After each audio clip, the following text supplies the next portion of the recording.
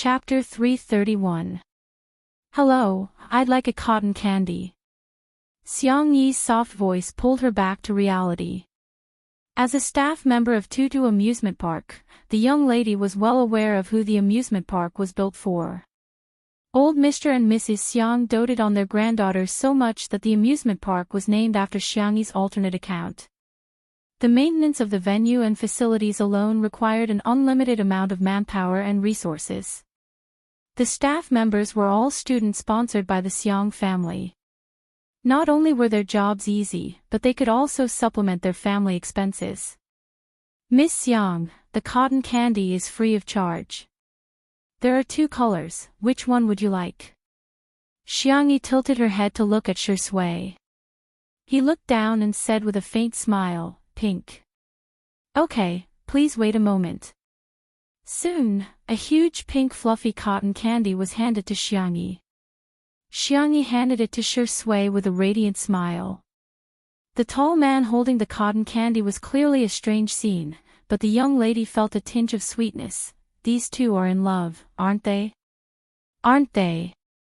At the same time, a low-key and comfortable car stopped at the entrance of the amusement park. Xiang Yin got out of the car first. He was dressed fashionably in a floral shirt with oil paintings and beige trousers. Although his hair was white, he was hale and hearty. Xiang Yin opened the car door for his beloved wife out of habit. Madame Xiang was wearing a floral dress with an apricot-colored shawl. The color of her bag was also similar to Xiang Yin's tie. Old man, help me take a photo later. I want to post it on my WeChat moments and piss off Mrs. Zhou next door. As the group leader of the elderly plaza dance group, Mrs. Zhou was also the first to master the usage of WeChat, much to the envy of countless group members. Xiang Yin said in disdain, how childish. Madame Xiang humphed and said, why? Do you dislike me? Find another grave then, don't lie next to me in the future. Xiang Yin said. I'll take a photo, okay? He didn't even know how to use WeChat. Why didn't his family teach him? Of course, it was because his son was busy, his daughter was busy, his grandson was busy, and his granddaughter. He didn't have a granddaughter. This brat had angered her own grandmother so much that she fainted several times. There was no way he would admit that she was his granddaughter. Xiang Yi's grandfather, Madame Xiang, was not very good at surfing the internet, so she didn't know about Xiang Yi's live stream. Madame Xiang said, I heard from Feng Feng that little Tutu has become normal. Did you forget what Daoist Qin said? She was possessed by an evil spirit, nonsense. Although Xiang Yin's grandfather was a traditional Chinese medicine practitioner who believed in the theory of yin and yang and the 5 elements to treat illnesses, he firmly refused to believe in ghosts and gods. Why are you mentioning her? You're affecting my mood. Let me tell you, old woman, Xiang Yin will never acknowledge her as my granddaughter. Madame Xiang sighed. When she thought of how Xiang Yi had done all kinds of evil deeds in the past year, she felt really suffocated. At first, she brought Xiang Yi back to the Xiang family's old mansion to recuperate, but she ended up causing a huge ruckus in the old mansion. The worst time was when she angered Xiang Yin so much that he was sent to the hospital and almost sent to the intensive care unit. Over time, no matter how passionate the 2 old men were, they became disheartened. Later on, Sengchen made the decision to send her away, but Xiang Yi didn't take the initiative to contact them. Gradually, there was no news from her. To their surprise, when they entered the garden, the staff said respectfully, Old Master, Miss Xiang has brought her friends here to play. Xiang Yin frowned and asked, how many people?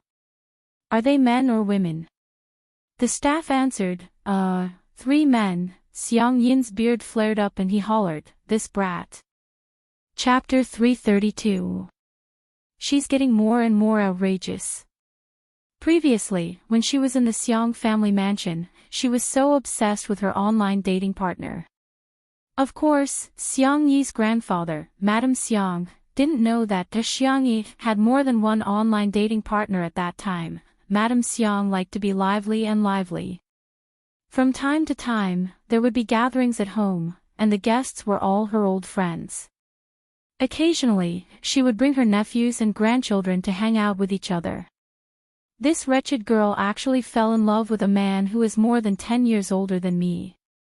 He's a generation older than me too. If it's really a match made in heaven, it's fine.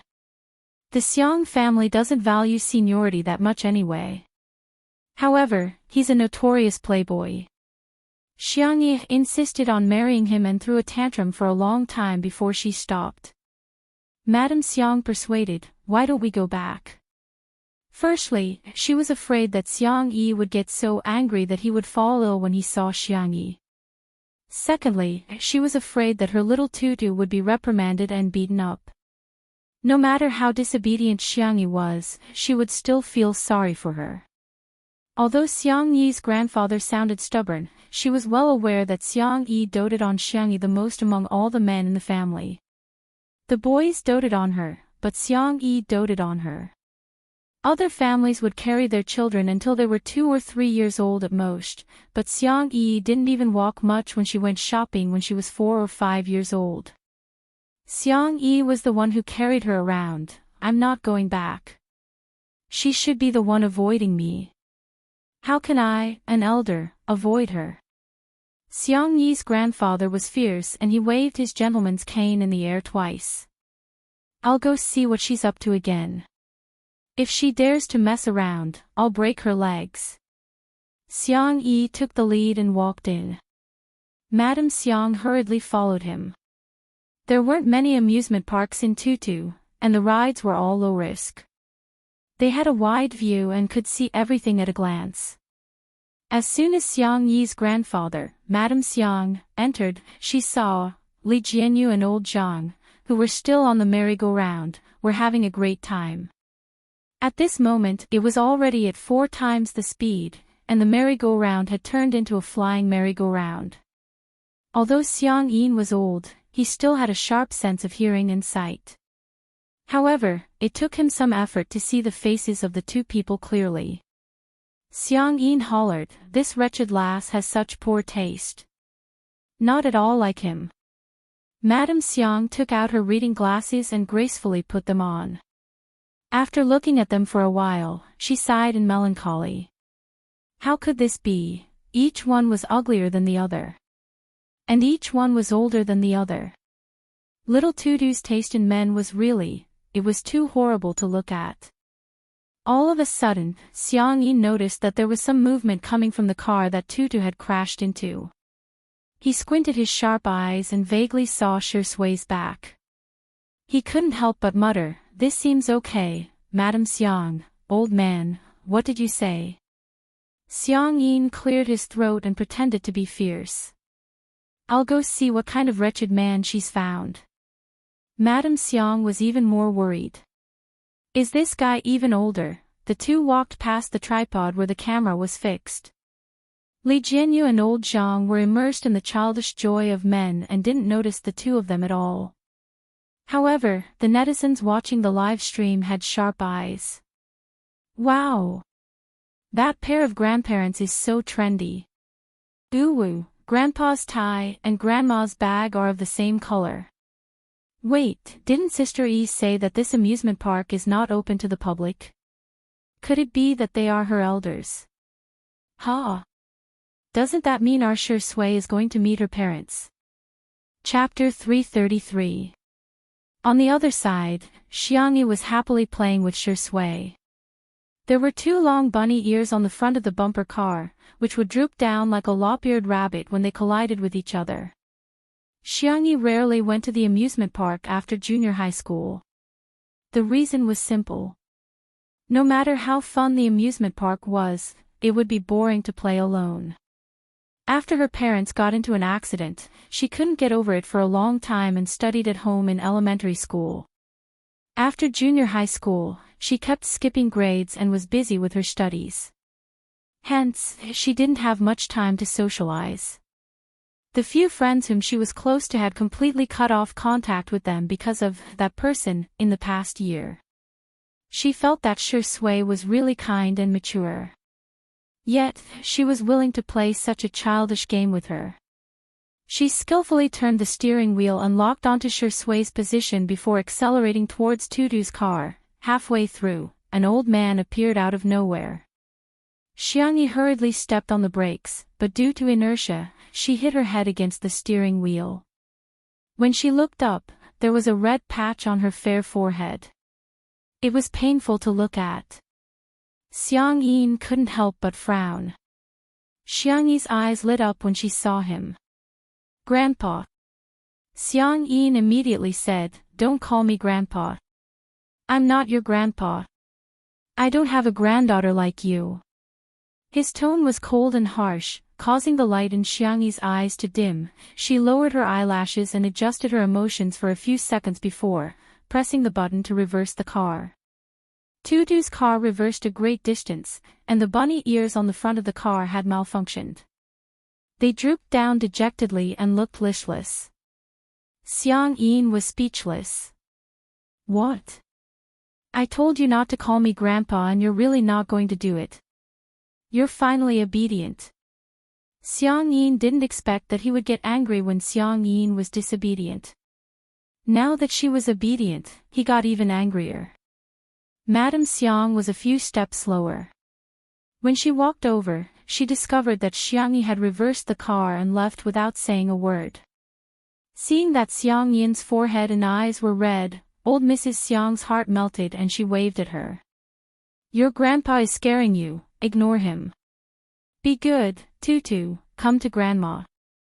Xiangyi hesitated, wondering if she should go over. Xiang Yin exclaimed, "Don't come over.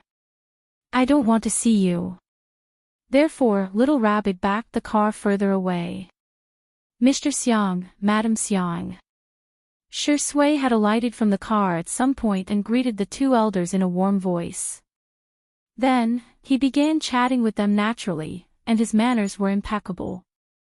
After exchanging a few pleasantries, the topic turned back to Xiangyi. Xiangyi's grandfather said sarcastically, "She has the time to come to the amusement park with you but doesn't have the time to visit me at the old residence. I think she doesn't take me seriously at all." Shui said apologetically, "Grandpa, you've misunderstood. It's not that Sister Yi doesn't want to go. It's because of work. We're here today to shoot some material." He glanced in the direction of the merry-go-round, his temples twitching. "That's our show's director and cameraman. They're doing a live broadcast." Just as he was about to explain what a live broadcast meant, he heard Madame Xiang say, "Live broadcast. I've heard of it before. Live broadcasts sell goods. It's like shopping on TV. I've seen Mrs. Zhou's grandson next door teach her how to shop." She was really envious because neither she nor Xiang Yin knew how to shop. Shui smiled and asked, "Grandma, what do you want to buy? Do you want Sister Yi to come over and buy it for you?" Before Madame Xiang could answer, Xiang Yin interjected, "No need." Chapter 334. Madame Xiang retorted, "Do you know how to do it?" Xiang Yin said guiltily, I can learn." "You've already learned it several times," Madame Xiang said, exposing him mercilessly. Xiang Yin thought, "You're hurting my feelings, old woman." He retorted stubbornly, "Anyway, I don't want that wretched girl to teach me. I'm telling you, if she ignores me, I won't say a word to her either." Xiang Yin was full of energy and roaring loudly. Xiangyi vaguely heard what he said and wanted to hide in a corner, but the car didn't move at all. She looked up and realized that Shui had pressed the switch with her fair and slender fingers. "Where are you going to hide?" Shui asked smilingly while looking down at her. Xiangyi looked away and said, I'm not hiding." She just felt a little aggrieved.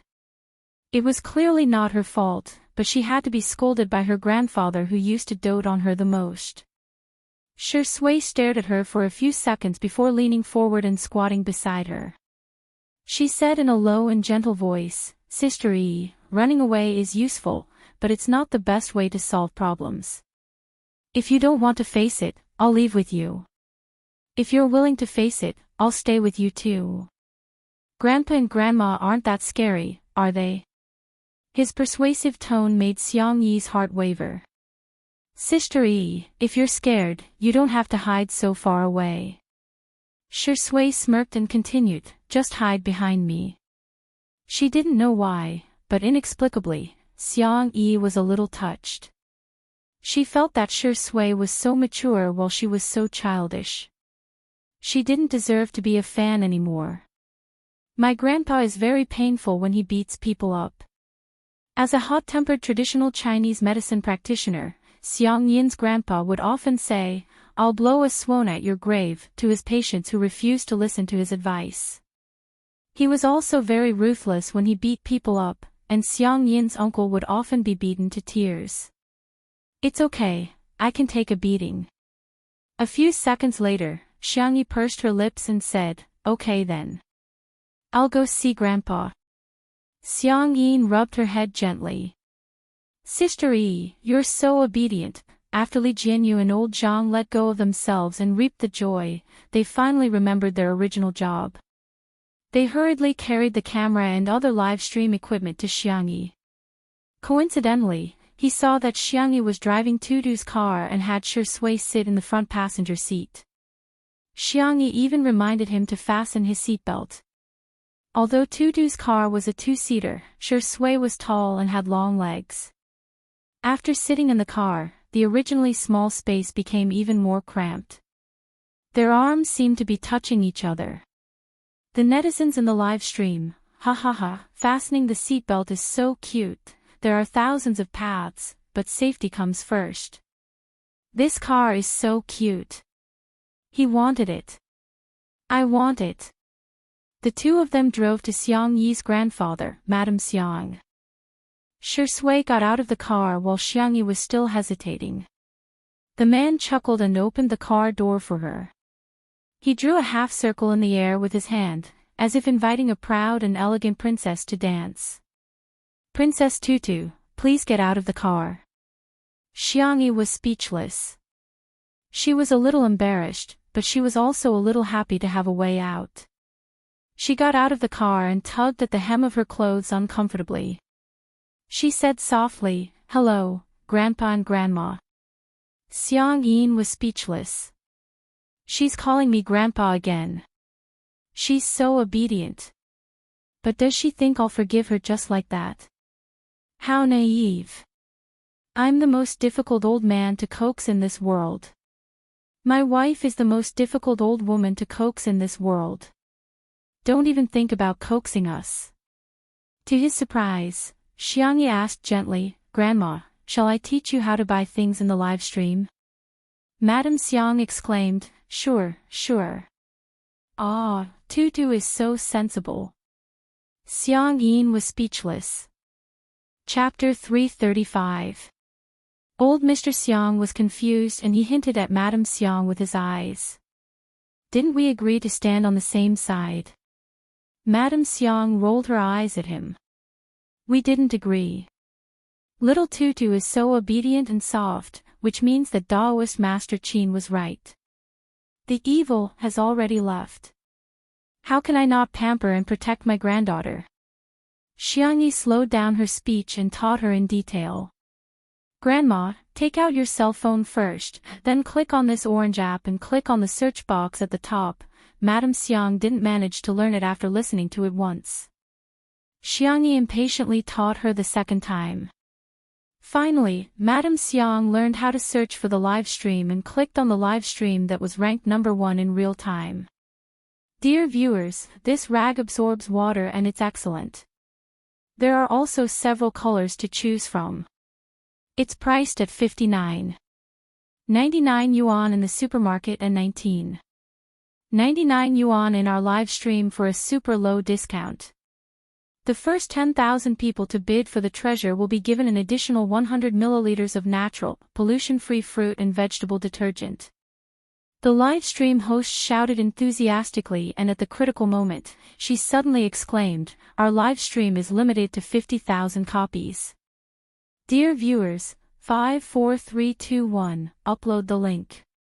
Madame Xiang said anxiously, "Little Tutu, hurry up and buy it, otherwise, you won't be able to buy it." Xiang Yin was speechless. "It's not like we don't have rag in our house. Besides, when have you ever done any housework?" Madame Xiang barked, "Shut up."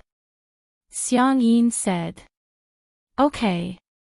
Seeing this scene in the live stream of Two Under One Roof, the netizens almost burst into laughter. I'm watching a live stream. Grandma looks just like the first time I saw a live stream selling goods. Ha ha ha ha ha, I can't take it anymore. Grandma is so cute when she's angry at Grandpa. Grandpa looks fierce, but I didn't expect him to be a henpecked husband. Looking at the interaction between her grandparents, Xiangyi couldn't help but burst into laughter. She followed the live stream's instructions and grabbed the coupons before buying them. The screen showed that the order had been successfully placed. Madame Xiang was overjoyed. "Great, great. We've got it." Xiangyi said, "Grandma, it's actually more than 50,000 was just a marketing tactic." Before he could finish his sentence, Shui patted him on the shoulder. The young girl exchanged glances with him, understanding tacitly. As long as Grandma is happy, there's no need to expose her. Then, the host started to show the second product. This is a pair of men's sports shorts. It absorbs sweat and is easy to wear. Original price blah blah blah. Madame Xiang said in disdain, "Little Tutu, isn't there a skip button?" Xiangyi shook her head. However, Xiang Yin was a little anxious. He hollered at the screen, "Why are you speaking so quickly? Kid, speak slowly." He didn't even hear it clearly. The netizens in the live stream, reality, the reality of the world, ha ha ha, does anyone want to go to the streamer's live stream and spam, "Speak slowly"? My sister is the same. She's so obsessed with shopping for herself. When I asked her to buy me socks, she said, "You're not worthy, cack." The live stream soon finished describing the product and Xiang Yin was obviously a little tempted. He egged Madame Xiang on. "Old woman, buy it for me." Madame Xiang said leisurely, "It's not like you don't have any pants to wear. It'd be a waste to buy so many." Xiang Yin was speechless. Madame Xiang did it on purpose. After getting along with Xiang Yin for decades, she had a firm grasp of his character. Sure enough, after being rejected by her, Xiang Yin crossed his arms angrily. He didn't want to buy it at first, but when he heard the live stream say that there were only 5,000 pairs left, he couldn't help but poke Xiangyi's arm. It was the kind of touch that caused him to leave immediately. He said arrogantly, "Hey, buy it for me." Chapter 336. Ha! Xiangyi froze in shock. Is Grandpa talking to me? Seeing that she was ignoring him, Xiang Yin said reluctantly, "I'll give you money. I won't take advantage of you." A faint smile appeared in Shui's eyes. Madame Xiang turned around and covered her mouth as she snickered. Who was the one who said he was going to ignore little Tutu? How many minutes has it been? Xiangyi snapped back to reality and said, "Grandpa, I'll buy it for you now. What color do you want?" Xiang Yin humphed and said, "Black one, it'll go well." He had learned the word "go well" from Madame Xiang. Women are so troublesome. They've been wearing couple outfits for decades and yet they don't get tired of it. He had no choice but to wear it with her. Xiangyi smiled and said, "Okay." There were some haters in the live stream. She bought it just like that. She didn't even ask for his size. She's so careless. I'm dying of laughter. What kind of rich and beautiful girl is she? She's trying to please Grandpa with a pair of pants that cost more than 100 yuan. Serves Grandpa right for not liking her. After all, boys are meant to carry on the family name while girls are meant to be outsiders sooner or later. In the next second, Xiangyi said, Grandpa, I remember that you wear XL. Can I buy XXL pants for this pair of pants? It'll be more comfortable if the sweatpants are looser. Xiangyi muttered softly, at least you still have some conscience. Madame Xiang said smilingly, Little Tutu, let me test you. What size shoes do your grandpa and I wear? Xiangyi blurted out without hesitation, Grandma wears 36 and Grandpa wears 43. Our little Tutu has such a good memory. Madame Xiang couldn't help but praise her. You've been meticulous ever since you were young. You're much more considerate than your brothers. Your grandpa and grandma's little jacket while the rest of them are at most military coats. As for your uncle, TSK, he can't even be considered a pair of underpants.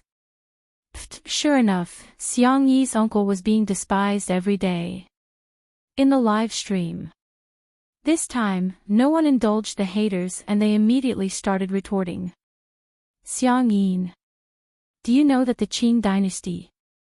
Do you still value boys over girls? You call this not attentive? Anyway, I don't even know how big my grandparents wear.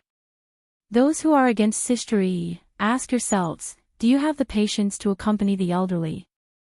Do you have the patience to teach them how to use the internet over and over again? Xiangyi accompanied the two elders to watch the live stream and bought a lot of things. However, this streamer did not expect that in just 10 minutes, 1 or 2 million people would flood into his live broadcast room. There wasn't a lot of traffic in the morning, but to be able to reach this number meant he was on fire. However, the streamer was confused. He did not understand how he became so popular. Moreover, there was a group of people in the live broadcast room who were spamming something like, speak slowly. What kind of joke was this? Is this a new type of internet slang? The clip of Xiangyi teaching her grandparents how to watch the live broadcast was also edited and posted on a video website. Unexpectedly, it became popular. In just a few hours, the number of likes had exceeded 200,000 and the number of shares had reached tens of thousands. Ah, this video is so nice. You speak better than me. He posted it in the family group chat. My mom and aunts have learned to watch live streams and shop online. My grandparents said that this girl is beautiful and kind-hearted. Judging from the way she looks at me, I suspect that Sister E is their biological granddaughter. It was also from this day onwards that Xiangyi began to gain a large number of middle-aged and elderly mother fans, milk powder fans, and milk powder fans. Her popularity soared. When her grandparents were satisfied with the shopping, Xiangyi finally turned off the live stream on her cell phone. Madame Xiang said softly, Old rabbit, look, little Tutu has returned to her original self. Xiangyin said awkwardly, I haven't forgiven her yet. Does she think she can coax me with such a simple method? She only managed to coax 1% of me. Humph. Chapter 337. Xiangyin stole a glance at Xiangyi, only to discover, Shui handed him a bottle of water and even took the initiative to unscrew the cap. Xiangyin squinted and fixed his gaze on her. She was quite pleasing to the eye just now, but now, she's so annoying. However, Madame Xiang mistakenly thought that the two of them were in a relationship. Perhaps because of Li Jianyu and old Zhang, she was more and more satisfied with Shui. In the manner. Sengchen slept until 9 o'clock in the morning, which was a rare indulgence for him. According to his habit, he read the financial headlines while drinking black coffee, and then glanced at the stock charts. Immediately afterwards, Sengchen began to process his emails. Although he was on vacation, there were still some things that he had to take care of. Halfway through replying to the English email, his cell phone vibrated. He picked it up to take a look, only to see that it was a message from a guardian of the best Xiangyi in the world. Guardian, sorry to disturb you, I've sorted out the details of the case and sent them to you. Can I send the document to you directly on WeChat? Sanction expressed dissent. Soon, Guardian sent the document over. Sanction opened it and skimmed through it before carefully combing through it. The gist of it was that Guardian's good friend had graduated from college this year and she majored in chemistry. When she applied for a job, she came in first in the written test and interview.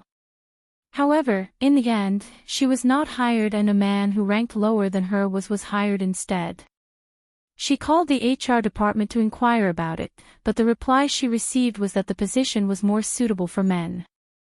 Guardian's good friend was furious, but she had just graduated and didn't have the money to file a lawsuit. Guardian wanted to seek help from a public interest lawyer on Weibo, so she tried to post it. She didn't expect to receive a reply from Sanction. She was already very grateful. After learning that Sanction was Sister Yi's elder brother, she felt even more embarrassed because she felt that she had caused trouble for Sanction and indirectly for Sister Yi. Guardian, is this lawsuit easy to fight? If it's a waste of time, forget it. My friend is looking for a new job. Guardian, pitiful. JPG. In the beginning, she and her good friend were indeed furious, but as time passed, they had no choice but to accept it. After all, there was too much inequality in this society. They were just two ordinary freshmen. How could they fight against those cruel rules? Chen, I'll arrange for someone to follow up. Chen, do you have any more expression packs? The Guardian on the other end of the screen was stunned for a moment. Only then did he realize that the emoticon she had just sent was made from Sister Yi's GIF. Guardian, yes, yes. She hurriedly sent over the dozens of Sister Yi emojis she had made. On the other end of the screen, Sanction was expressionless and serious. He saved the emojis one by one. Chen, for the sake of the emoji pack, I will personally take charge of this case.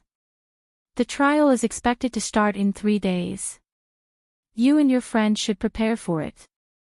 Guardian. Did she see wrongly? The top lawyer in the country, a big shot who only took on cases in the millions, was actually going to personally take on such a small case. Guardian was instantly terrified. This is not necessary. Moreover, Sanction was not a public interest lawyer. His legal fees were very, very expensive. Even if Sanction didn't want it, she and her friend should give him some. She reckoned that she and her friend would have to eat dirt for the next few months. She lowered her head and looked at her phone. Chen, in the future, if you have any tutu emojis, send them to me as soon as possible. Thank you. After turning off the screen, Sanction returned to his cold, noble, and elegant appearance. Chapter 338. At the amusement park.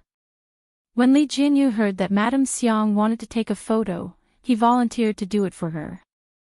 Xiang Yin looked extremely displeased. What?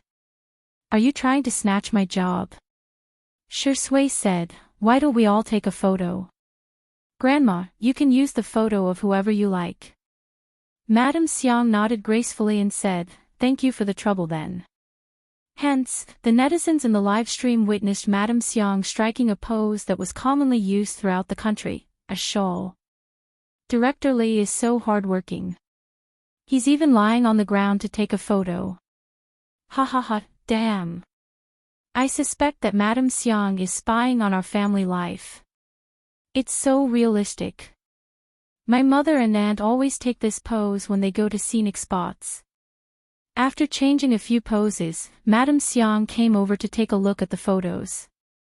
Li Jianyu was also very good at it. After getting Madame Xiang's permission, he got old Zhang to do a close-up of everyone's cell phones. First, it was Xiang Yi's. Her photos were quite decent, which was not bad. Next was Li Jianyu's photo, which was impressive as he took a beautiful photo. Next was Shi Sui's photo, which was surprisingly good at taking photos and made Madame Xiang look warm and affectionate. Finally, it was Xiang Yin's turn. The netizens in the live stream mocked mercilessly. Grandpa, you're a straight man. You've made Grandma look like a dot in the photo. Thank you, I'm offended. Even my boyfriend looks so ugly when he takes photos of me. Ha ha ha, I even saw several photos with their eyes closed. They were really perfect when Grandma blinked. Madame Xiang adjusted her shawl and said with a smile, I hereby announce that the best photo goes to little Tutu. Before she could finish, someone criticized her. Even if you're biased, you shouldn't be like this, right? Anyone can tell that Director Li and Shi Sui have done a good job. I'm speechless. The next second, Madame Xiang said leisurely, Little Tutu, Shi Sui, and Little Li are tied for first place. She winked at the three of them and said, there will be rewards for all of you later. The netizens in front of the screen were stunned for a moment before they realized how brilliant Madame Xiang's EQ was. Ah, Grandma is so gentle. I don't care, I want to cheer for Grandma. Xiang Yin panicked. What about me? Second. Madame Xiang said in disdain, you wish. You're last. It could be said that the double standards were incisively and vividly displayed. Feeling aggrieved and infuriated, Xiang Yin turned around and ignored Madame Xiang. He asked Xiang Yi fiercely, are my photos really that bad? Xiang Yi, what kind of question was this? Just as she was struggling with how to answer, Shi Sui naturally continued, Grandma must like the photos you took the most because you're the person she likes the most. Xiang Yin's face stiffened. 1 second, 2 seconds, in the third second, the corners of his mouth curled up with joy. This little imp is quite eloquent. However, in the blink of an eye, he recalled the scene of Shi Sui handing Xiang Yi a glass of water just now, and his expression immediately changed. Glib tongue. What if he bullies little Tutu in the future? I can't have such a man. The netizens watching the live stream all expressed that Xiang Yin's facial expression was textbook level. Of course, Madame Xiang could guess Xiang Yin's thoughts. She found an excuse to ask him to go to the side to take photos of the flowers and plants. She then affectionately held Shi Sui's hand. Grandson-in-law, you must take good care of Tutu. Xiang Yi was confused.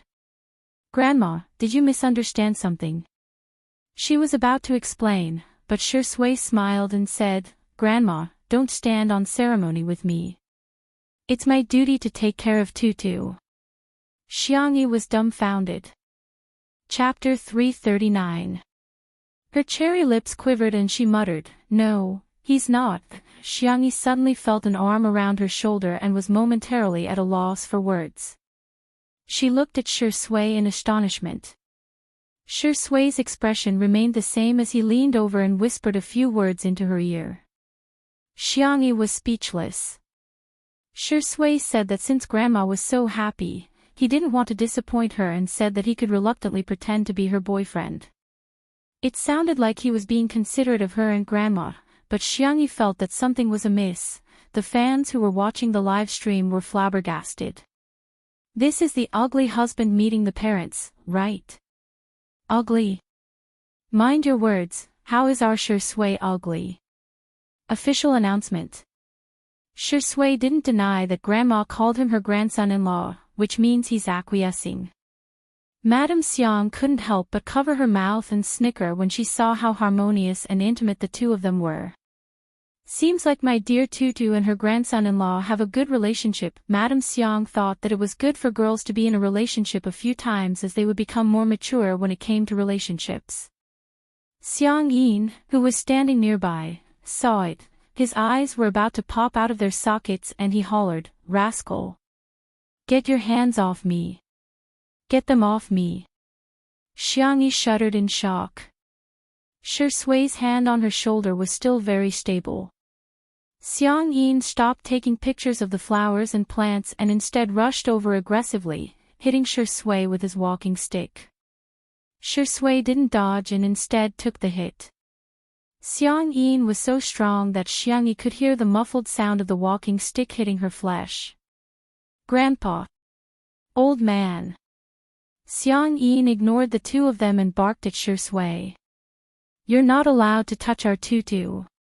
Our tutu is such an adorable girl, you're not worthy of her at all. Don't try to get up to any tricks. As long as I'm around, don't even think about abducting tutu. He took a deep breath and added fiercely, no man can do it. When the netizens in the live stream saw this scene, some were worried, while others were gloating.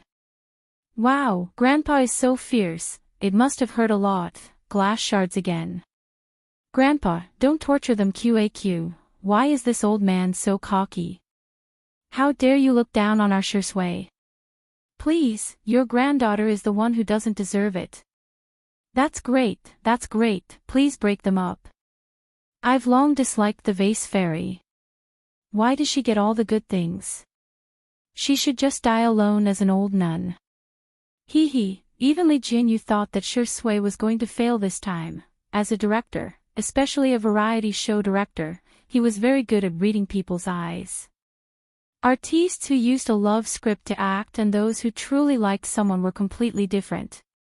He had long seen through Shi Sui's feelings for Sister Yi. Shi Sui has been too careless this time. She had improved Madame Xiang's impression of her but caused Xiang Yi's grandfather to detest her greatly. That was simply not worth the loss. Unexpectedly, before Xiang Yi's grandfather swung his cane again, Xiang Yi pulled Shi Sui back with one hand and grabbed Xiang Yi's cane with the other. Grandpa, you've misunderstood, I'm not going to his house. Xiang Yi's grandfather hollered, do you still want him to marry into our family? Madame Xiang coughed lightly and said, it's not impossible. Xiang Yi's grandfather flew into a rage. I don't agree to this marriage. He straightened his back and waited for Xiang Yi to promise him that she would draw a clear line between her and Xiang Yi. In the next second, Xiang Yi swallowed her saliva and ran away with Shi Sui. The netizens were dumbfounded. Xiang Yi's grandfather was speechless. What? You want to elope? Chapter 340. Xiang Yi and Shi Sui were running so fast that Li Jinyu and old Zhang chased after them for a long time but still couldn't catch up. Instead, they were exhausted. Oh my god, I can't take it anymore, I'm exhausted, Li Jinyu said, panting heavily. Old Zhang was carrying equipment that weighed dozens of kilograms and was so tired that he couldn't speak. Li Jinyu leaned in front of the camera and said, hee hee, maybe you guys want to see the two of us continue the merry-go-round. The netizens were appalled. Ah, go away. You're so ugly. Shi Sui Sister Yi, you're so beautiful. Director Li, you're so ugly. Sui, perform a 360-degree Thomas spin for Daddy and I'll forgive you. Li Jinyu was quite good at controlling the situation. Amidst the laughter, he temporarily turned off the live stream. He muttered to himself, Daddy sure is indeed Daddy sure. He's able to turn the tables and show off, so what if I offend Xiang Yi? So what if I get beaten up?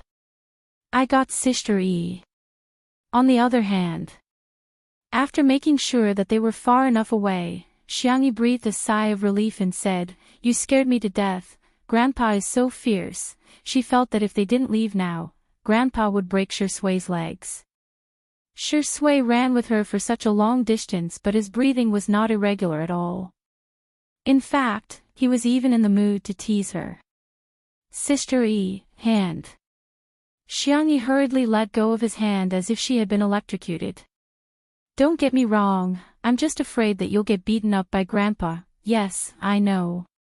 Meeting the man's smiling eyes, Xiang Yi suddenly had a feeling of discomfort. Ahem, I'll call Grandma and then we'll go pick up Xiao Naofu. Okay. Xiang Yi went to the side to make a call. Shi Sui could vaguely hear her acting coquettishly. When she was acting coquettishly, her voice was gentle and soft, but it was sweet. However, when she returned to his side, she regained her composure and said, Grandma said that she would help me coax Grandpa. But then again, why do the two of them think that we're in love?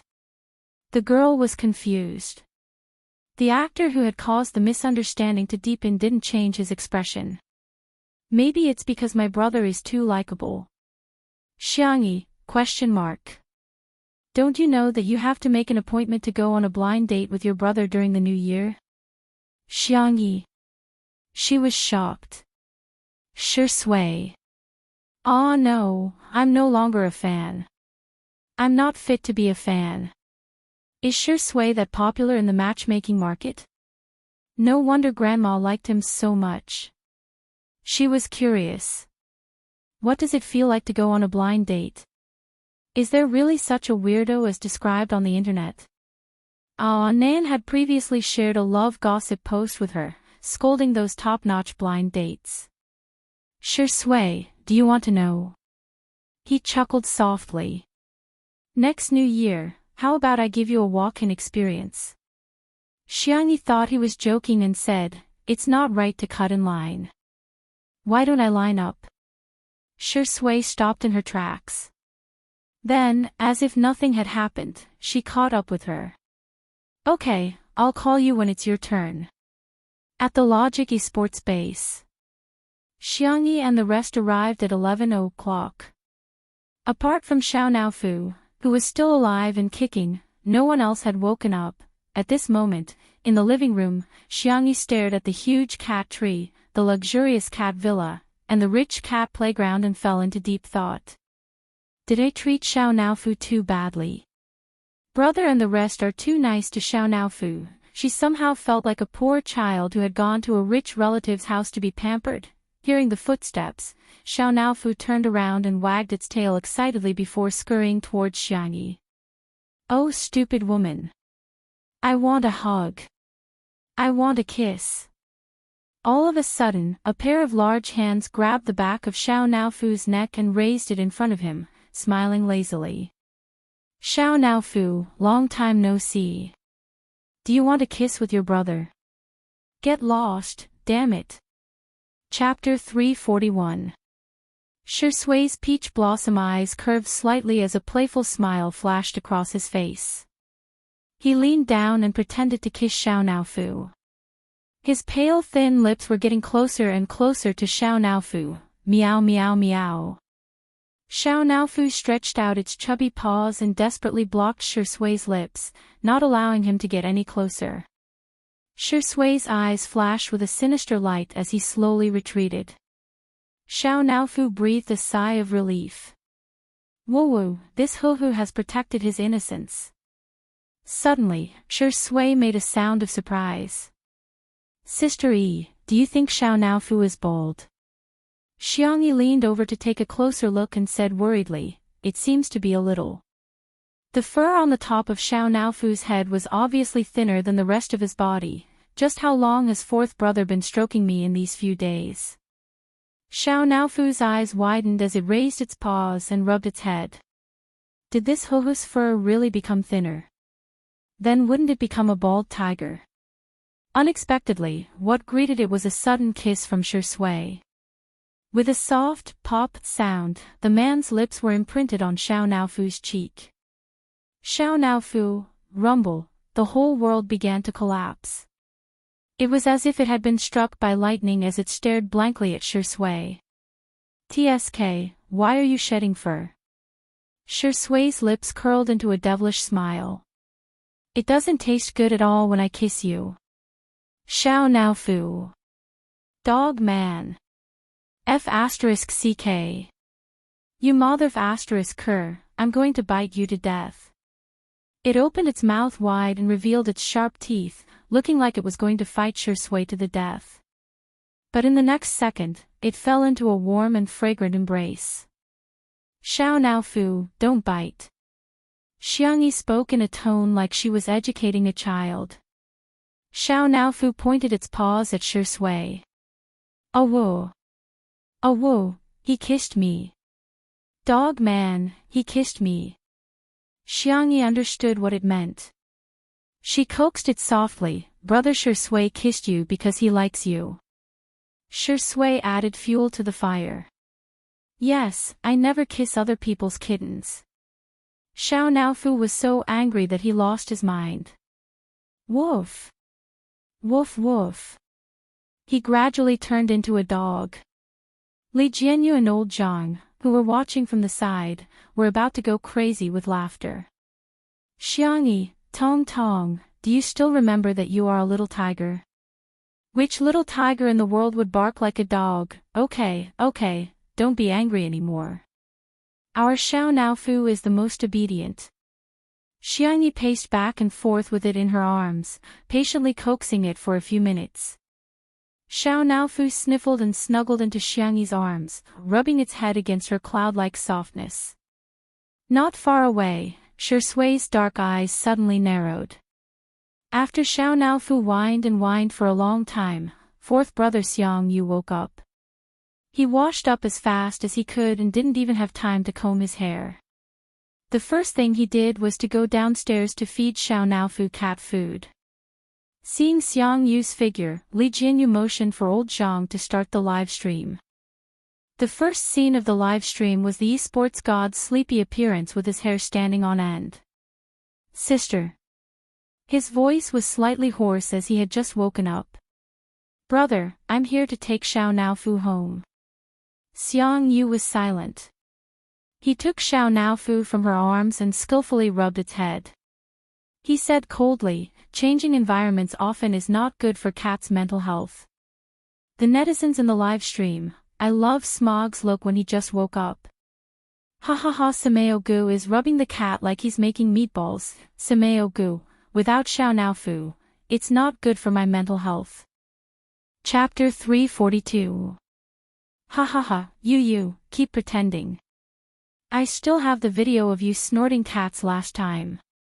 Xiangyi, let's eat first, we'll ask Xiao Naofu for his opinion later. Xiang Yu nodded coldly. What do you want to eat? I'll order takeout. I've prepared the ingredients. Xiangyi's eyes curved slightly, as if there was a gentle moonlight hidden in her eyes. Brother, let me cook for you guys. Xiang Yu said in all seriousness, you do yours, I'll order mine. His sister's food belonged to him. Takeout belonged to Wander and the other animals. The esports base had hired an auntie to cook, but the players were still used to ordering takeout. The auntie helped Xiangyi and soon, the aroma of food began to waft out of the kitchen. The smell was so fragrant that the players who couldn't be woken up by the alarm clock all woke up one by one. Auntie, what did you make today? It smells so good. Amazing, it's braised pork, right? I'll have 2 bowls of rice later. I think I can smell the pork rib soup. Sob, I'm so hungry. Do you have any snacks to fill my stomach? Xiang Yu waited until they were almost done with their discussion before he casually said, my sister is here. Ha! Everyone was shocked. They had signed a contract with the live stream software to stream for a certain amount of time every month. Occasionally, they would watch the live streams of other streamers, but there was one live stream program that everyone had to watch in addition to the replay videos of the competition. That was Xiangyi's edited version of her cooking. It was a godly meal. Watching her cook was simply a form of enjoyment. They didn't expect that Xiangyi would come to their esports base to cook today. The group of youngsters immediately began to fawn over Xiang Yu. I'll scoop Xiao Naofu's poop today. Smog, you're my good brother, so your sister is our sister too. Brother, do you want some water? Do you want ice water, hot water, or warm water?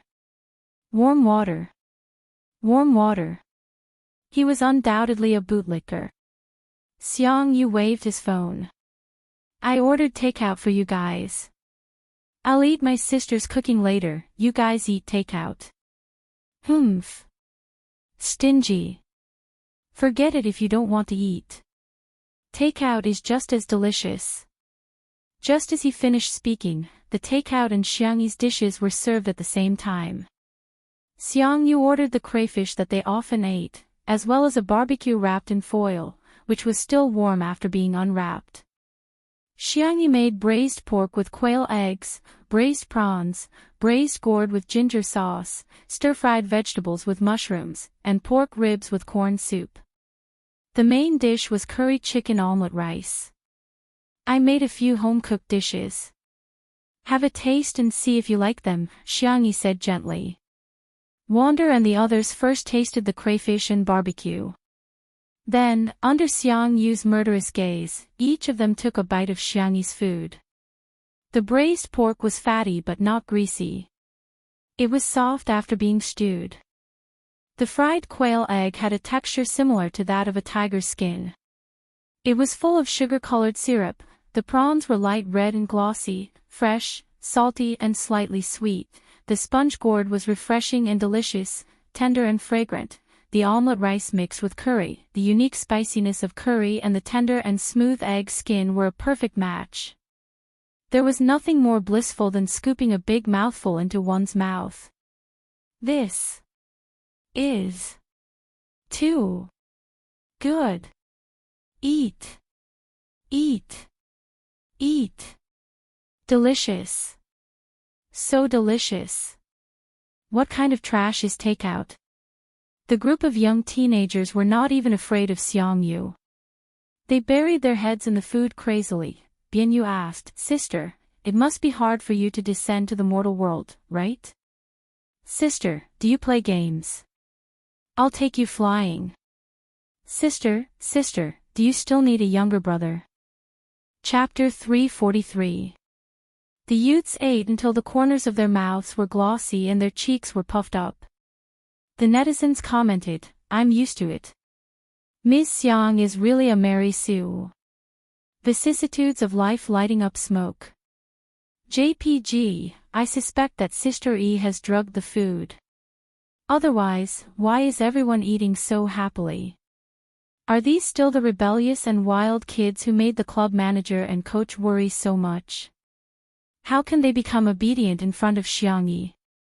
While Xiangyi was feeding Xiao Naofu the prawns, the boys turned to look at Shui.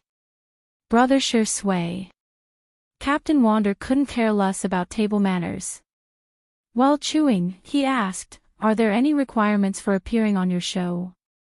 Shui raised her eyebrows and said, "I'm afraid you'll have to ask the director."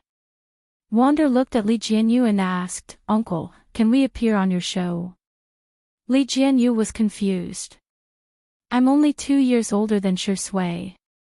Why is Shui her brother and I'm her uncle?" "I'll give you 10 seconds to reorganize your words," Li Jianyu said sternly with a sullen expression. Wander was stunned for a moment before coming to a sudden realization. He exclaimed loudly, "Uncle! Can you give us a chance?" Li Jianyu was speechless. The comments section of the live stream was flooded with "ha ha ha ha" comments. Li Jianyu said calmly, "No, you guys are too expensive, we can't afford to hire you." The esports industry in China was very popular, and with the development of live streaming, the commercial value of esports players was now no less than that of celebrities. It would be fine to hire 1 or 2 people, but with so many of them, they really couldn't afford to hire them.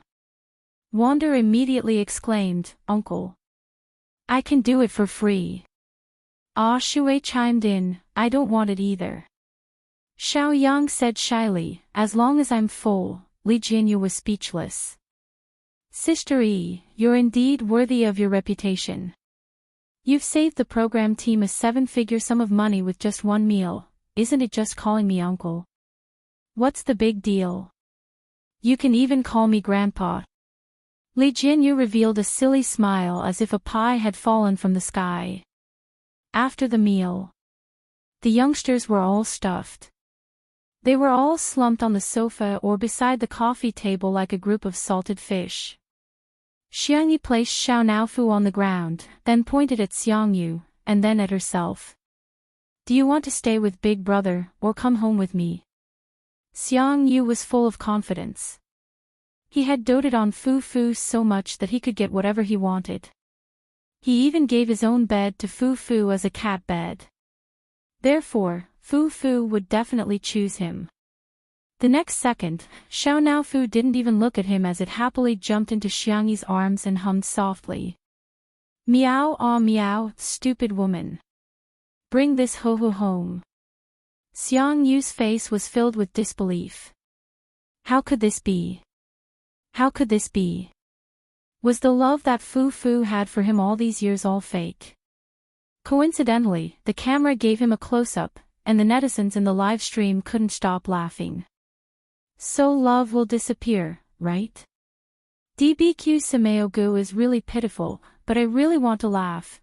Poor Simeogu, he's finally going to find out that Xiao Naofu is a green TB *TCH.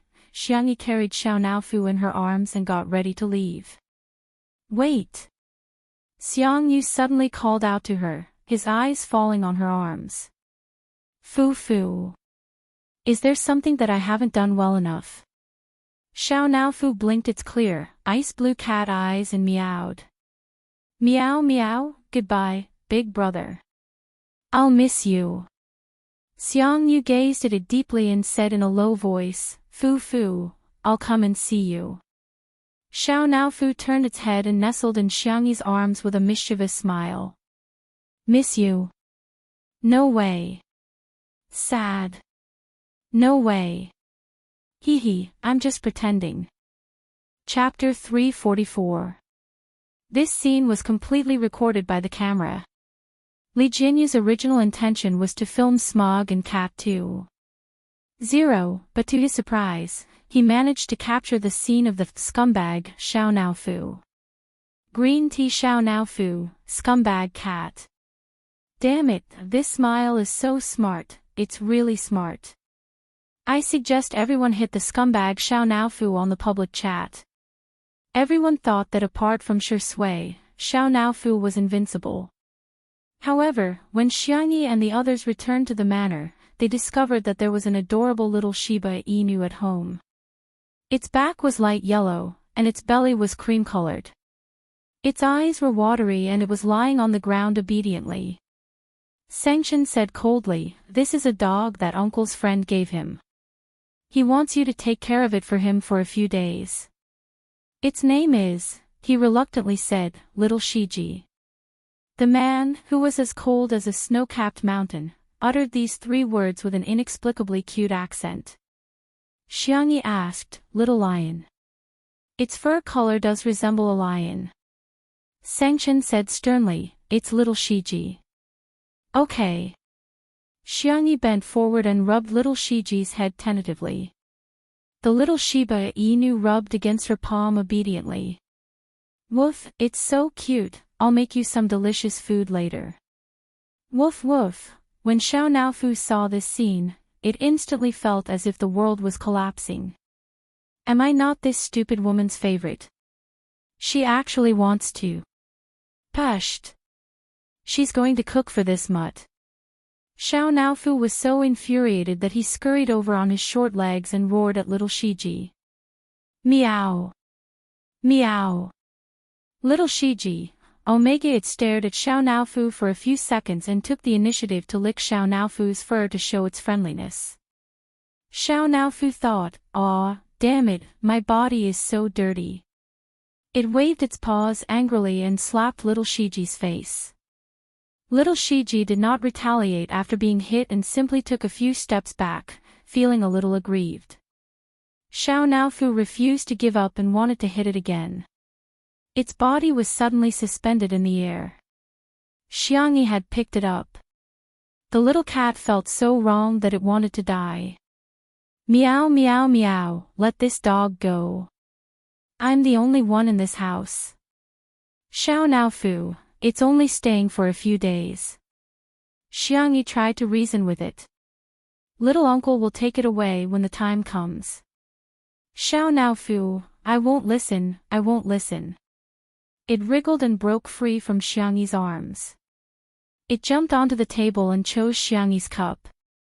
It waved its meaty claws and moved the cup to the edge of the table. Meow.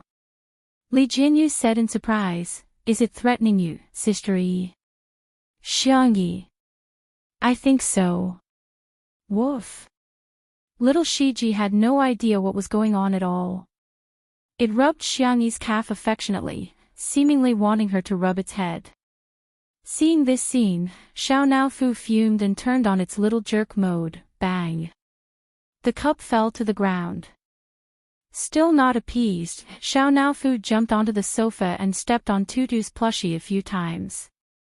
It then sat down aggrievedly and shook its chubby body while sobbing. Xiangyi's heart immediately softened. How could she bear to scold it? Just as she was thinking about how to coax Xiao Naofu, Shui stuffed something into her hand. Xiangyi looked down to see that it was little Shiji's leash. Sister E, let's go walk the dog, she said without mentioning Xiao Naofu. However, Xiao Naofu leaped over like a whirlwind. Meow.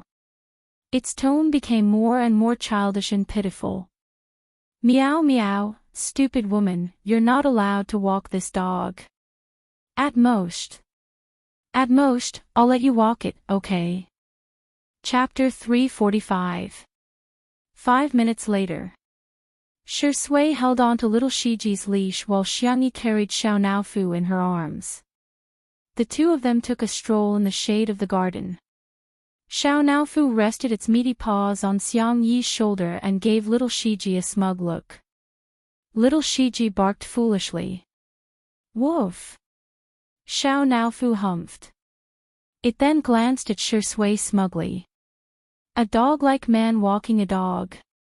What a perfect match. Shui raised her eyebrows with a look that seemed to be saying, I advise you not to be so arrogant. Xiao Naofu was speechless. I'm scared. It hugged Xiangyi tightly and said in a childish voice, Meow. Xiangyi said helplessly, Xiao Naofu, how many meals do you eat a day at Fourth Brother's place? It had only been a few days and it had obviously gained weight. Xiao Naofu felt extremely guilty. Well, I just have 3 meals a day plus canned food, dried meat, dried fish, nutrition cream, hair removal cream, and some snacks, Shui said. Actually, I have a way to make Xiao Naofu and little Shiji live in harmony. Xiangyi's eyes lit up. Ha! Shui pushed her glasses up her nose and said with a smile, why don't we send Xiao Naofu away? Xiao Naofu was speechless. Listen, is that even human? Shui winked at Xiangyi. The girl understood and cooperated with him tacitly. I think we should give it to second brother. He'll definitely design a scientific and nutritious meal plan. It'll be just nice for Xiao Naofu to lose weight. Second brother, isn't that the devil Xiangli? If I go, won't I be taken to be sterilized? Xiao Naofu panicked. Meow, I don't want to go to second brother's place. Shui said nonchalantly, little Shiji is so obedient and eats so little. It can even guard the house. Xiao Naofu's ears twitched and it meowed anxiously. Meow, meow, meow. This hoo-hoo can also be obedient. I can also be obedient. I can also eat less. As for guarding the house, it also can. Therefore, in order to express its ferocity, Xiao Naofu made its fiercest expression. Woof woof woof. Xiangyi tried hard to hold back her laughter and quietly mouthed to Shui, is it really okay for us to trick it like this? Shui's expression did not change. Children will only grow up after being beaten up. Little Shiji, woof. His dark eyes were filled with confusion. He seemed to be wondering if Xiao Naofu was his own kind. Shui praised her, well, not bad. She screamed so fiercely that the bad guys must have been scared away. Xiao Naofu was elated by the praise. Woof. Little Shiji responded heartlessly, woof, woof. But in Xiao Naofu's eyes, this dog was provoking it. Roar. Woof woof. Woof. Woof woof woof. Xiangyi couldn't help but turn her face away and laugh. Not far away, Li Jinyu was squatting on the steps, completely convinced. Daddy, sure, even a dog isn't as good as you. He looked at the screen of his cell phone, feeling very vexed. Just a few minutes ago, Li Jinyu received a message from his friend, saying that Miao TV's live stream program, Eating Well for All Three Meals, was also going to premiere in a primetime slot on the satellite channel. The format of Eating Well for All Three Meals was a complete copy of Two Under One Roof, which was already enough to make Lee Jianyu feel frustrated. Now that one of them was going to premiere online and the other on a satellite channel, he felt even more upset. Although the television industry was declining and there hadn't been a variety show that broke the 2% rating for a long time, broadcasting on television meant that it had a greater influence and a wider audience. Chapter 346. On the other hand, if Two Under One Roof was only broadcasted on the internet, the audience would still be mostly young people. At present, Two Under One Roof was far ahead of the rest in terms of viewership ratings. However, if one day, the popularity of Eating Well for All Three Meals increased, perhaps Li Gui would become Li Kui in the eyes of the public. Are the efforts of the production team, Shi Sui, and Sister Yi going to go down the drain just like that? On Friday, the thing that Li Jianyu was most worried about happened. Eating Well for All Three Meals premiered on Muyao TV and other major online platforms during the primetime slot at 8:00. Due to the novel theme, Zhuo Yi, who was a martial arts star, and Jiang Yun, who was a famous singer with countless hit songs, the viewership ratings exceeded 1.8% within 10 minutes of the broadcast. This was almost the highest viewership ratings for a domestic variety show in the past 3 years. In terms of online viewership, Eating Well for All Three Meals was also ahead of Two Under One Roof, and the gap between them seemed to be widening. Gradually, some negative comments began to appear on the internet. Eating Well for All Three Meals is so interesting. I strongly recommend it, but what the hell is Two Under One Roof? Is it plagiarism? Muyao TV is awesome. This is the first time that our whole family can watch a variety show together. Two Under One Roof is so disgusting. They're just following the trend. Zhuo Yi and Jiang Yun have been married for so many years, but they're still so sweet. This is what love looks like at its best. Previously, Shi Sui and Xiangyi were all the talk about being a couple every day. I just want to say that what's fake can't be real, and what's real can't be fake. When Li Jianyu saw these comments, he was so angry that he almost smashed his cell phone. Admittedly, he knew that Muyao TV must have done something, such as hiring fake reviewers to spread rumors, but there were even more people who began to criticize Two Under One Roof without knowing the truth at all. Li Jianyu looked at Xiangyi, who was cooking in the kitchen. The girl's hair was tied into a bun, and her movements were neat and tidy. Shi Sui, who was beside her, although one of her arms was injured, she was still helping out, such as passing things or interacting with the netizens. In fact, it was very tiring to do a live broadcast every day, and the duration had long exceeded the original contract they had signed. However, Shi Sui and Xiangyi had never complained, and the staff of the program were also holding their breaths. They wanted to turn Two Under One Roof into the most popular variety show of the summer. But, what should he do now? Li Jianyu was at a loss. It wasn't that he hadn't thought of having Two Under One Roof broadcast on TV, but he had been working at Muyao TV for so many years, so his connections were limited. He was just a variety show director, and he didn't have much say in it. The higher-ups of other satellite TV stations were not people he could come into contact with. Not good, Director Li. The assistant ran over in a low voice and showed him the comments in the live broadcast room. Li Jianyu's expression changed drastically. Is this the show that plagiarized Eating Well for All Three Meals? Jiang Yun is cooking and you're cooking too. Have some shame. Shi Sui originally had a good impression of him, but I didn't expect him to have no bottom line. He's really willing to do anything for money. I'm dying of laughter. They're a real couple, and that's called showing off their love. They're not lovers at all, yet they're still trying to hype things up. They're really imitating others, someone in the live broadcast room tried to explain, but the new viewers didn't listen at all. They left after scolding, and then new viewers flooded in. Lee Jianyu couldn't help but curse. The assistant was worried. "Director Lee, what should we do now? If this goes on, the reputation of our show will be ruined." All of a sudden, the crisp sound of high heels could be heard from afar. Chapter 347. Da, da, da. Every sound was like the beat of a drum, hitting his heart rhythmically. "Good evening, Director Lee," a familiar female voice sounded in Lee Jianyu's ears. He turned around and was stunned. Director Wan. It was Ruan Qing, the deputy director of Miao TV. Ruan Qing's vision and ability were unquestionable. Back then, he had several variety show proposals, but no one was interested in them at first.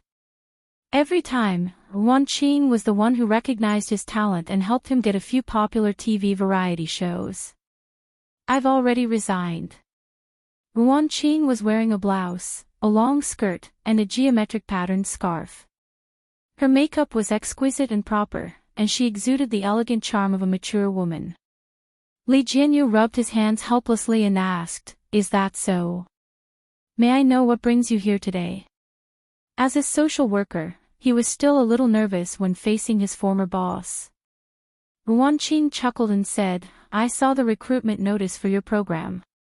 Lee Jianyu was confused. Ruan Qing pulled out a document from her bag and said, "This is my resume." Lee Jianyu was dumbfounded. He was dumbfounded and looked at the scene in disbelief. In the glass greenhouse, the warm-toned glass lamps refracted magnificent and bright colors. In just a few minutes, Ruan Qing had successfully joined two under one roof. Lee Jianyu accepted this reality in a trance. He felt that he could go to the social worker discussion group and post about it. There would definitely be a lot of clicks. Hashtag about how I became the boss of my beautiful ex-boss and had to tell you about it. Hashtag that's right. Ruan Qing joined the planning team of Two Under One Roof and even became the team leader. Since the live stream was still going on, Lee Jianyu explained, "When we're done, I'll get everyone to say hello to you." Okay. Ruan Qing switched to work mode and took out a tablet from her bag to show Lee Jianyu the PowerPoint she had prepared in advance. She said in a professional manner, "There are many reasons for the public opinion crisis that Two Under One Roof encountered today. First of all, the people who watch live streams and variety shows overlap, but not completely. At present, live streams and variety shows account for half of the video entertainment industry in our country. The explanation is very simple, and that is, Two Under One Roof has been promoted." Promotion meant that it was broadcasted on TV. Lee Jianyu smiled bitterly. "I've thought of that too, but it's not something that can be done just because you want to." Ruan Qing took a sip of her coffee. "Director Lee, may I ask if our production team has a complete promotion and salary increase plan?" Lee Jianyu thought she was joking. "You're now the second in command of our show. If you get promoted again, you'll be the first in command." Ruan Qing, "I think it's fine." Lee Jianyu was confused. "What about me? I'll be the first in command and you'll be the second in command." Lee Jianyu, "Xiao Ruan, you're too funny, ha ha ha ha." As he laughed, he felt that something was amiss and said weakly, "You can't be serious, right?" Ruan Qing smiled. With the broadcast of the television version of Eating Well for All 3 Meals, there were more and more comments mocking Two Under One Roof on the internet. TSK, the online premiere of Eating Well for All 3 Meals, has already exceeded 18 million views. Two Under One Roof only has 50 million views. What a joke. When Shi Sui was still a newbie, she spoke rudely to our best actor Zhua. "She's a junior who doesn't know how to be polite. Sooner or later, she'll be beaten up." What live stream has more than 10 million online viewers? I think half of them are just rubbish. If it's really that impressive, how can it be an online variety show? Chapter 348. People tend to have preconceived notions. Now that everyone saw eating well for all 3 meals on TV, they naturally thought that eating well for all 3 meals was the real thing and Two Under One Roof was a fake. As for which variety show aired first and whose idea came first, they didn't even bother to check at all and simply began to criticize. Shuiyi's fans, in particular, had been clinging on to Shui. When Shui first debuted, she had collaborated with Shuiyi in a movie and it was revealed that a newcomer had spoken rudely to a senior and was suspected of being arrogant. Later, Shuiyi won double Best Actor awards and kept mocking Shui about it. However, later on, Shui won triple Best Actor awards and was the youngest person in the entertainment industry to win the Grand Slam Best Actor awards. Hence, Shuiyi's fans didn't dare to criticize her. Until today, this old grudge was brought up again. At 9:00, the live stream ended. Li Jinyu gathered the staff in the yard and introduced Ruan Qing to everyone. "This is Sister Ruan, my boss." Everyone was dumbfounded. "Ha! Director Li's boss." Li Jinyu said bitterly. "In short, Sister Ruan is now in charge of the planning and public relations of our program. You just have to remember that she's the boss of our program." He felt that this title would also go viral on the social media forum. #Hello everyone, I'm the boss. I found myself a boss. Although everyone was dumbfounded, they still greeted Ruan Qing in a friendly and obsequious manner. "Hello, Sister Ruan." "Sister Ruan, when can we get a raise?" "Sister Ruan, I want to report Director Li and old Zhang for secretly eating chicken." Most of the people in the program were young people. Although life was a little tough, everyone had something to aspire to and the atmosphere was particularly good. Ruan Qing naturally had no problem dealing with such a situation. However, she was used to the scheming in Miao TV, but in the face of such simple and pure enthusiasm, she was at a loss for what to do. "Do you want to have supper?" At the door of the villa, Xiangyi poked her head out and asked. "I cooked some preserved egg and lean meat porridge." Everyone was eager to eat and looked at Ruan Qing eagerly. Ruan Qing didn't put on airs and said with a smile, "Go ahead." Everyone cheered in unison and swarmed into the kitchen.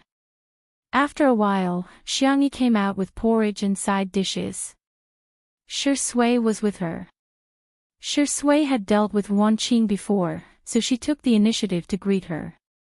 "Sister Ruan." Ruan Qing nodded in acknowledgement, and her gaze shifted to Xiangyi. The girl's temperament was calm, and her dimples were shallow when she smiled. "Hello, Sister Ruan." "Hello, Miss Yang." Xiangyi asked, "Do you want to try supper?" Ruan Qing, "Then I'm in for a treat." They sat down in the pavilion. Ruan Qing tasted the porridge and suddenly paused. She seemed to have understood something. Xiangyi's cooking was indeed delicious. But, apart from that, there was something else. It was an irresistible warmth. Perhaps coming here was the right choice. 10 minutes later. The haters were flaming, Two Under One Roof the most. The official Weibo account of Nanqing TV suddenly posted a Weibo post. Nanqing TV v. Tomorrow night at 8:00 p.m. on Saturday, stay tuned to Nanqing TV to watch the first episode of the first season of the first domestic live streaming variety show. Be there or be square.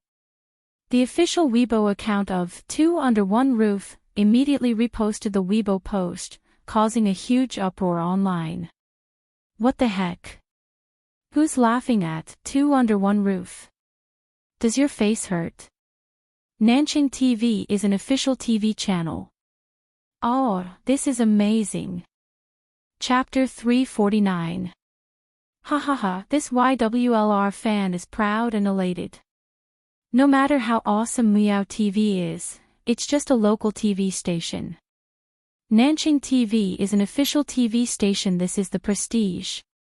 In the Miao TV group chat. After Nanqing Satellite TV posted that Weibo, the group immediately held a video conference. The station head flew into a rage. What the hell is going on? Why would Wan Qing join Two Under One Roof? How did Two Under One Roof get Nanjing Satellite TV's resources? For a moment, no one dared to speak. After a long silence, someone said in a low voice, I heard that Wan Qing has been in contact with people from Nanjing Satellite TV recently. I heard about it too. When the station head heard this, he almost died from anger. Then why didn't you say so earlier?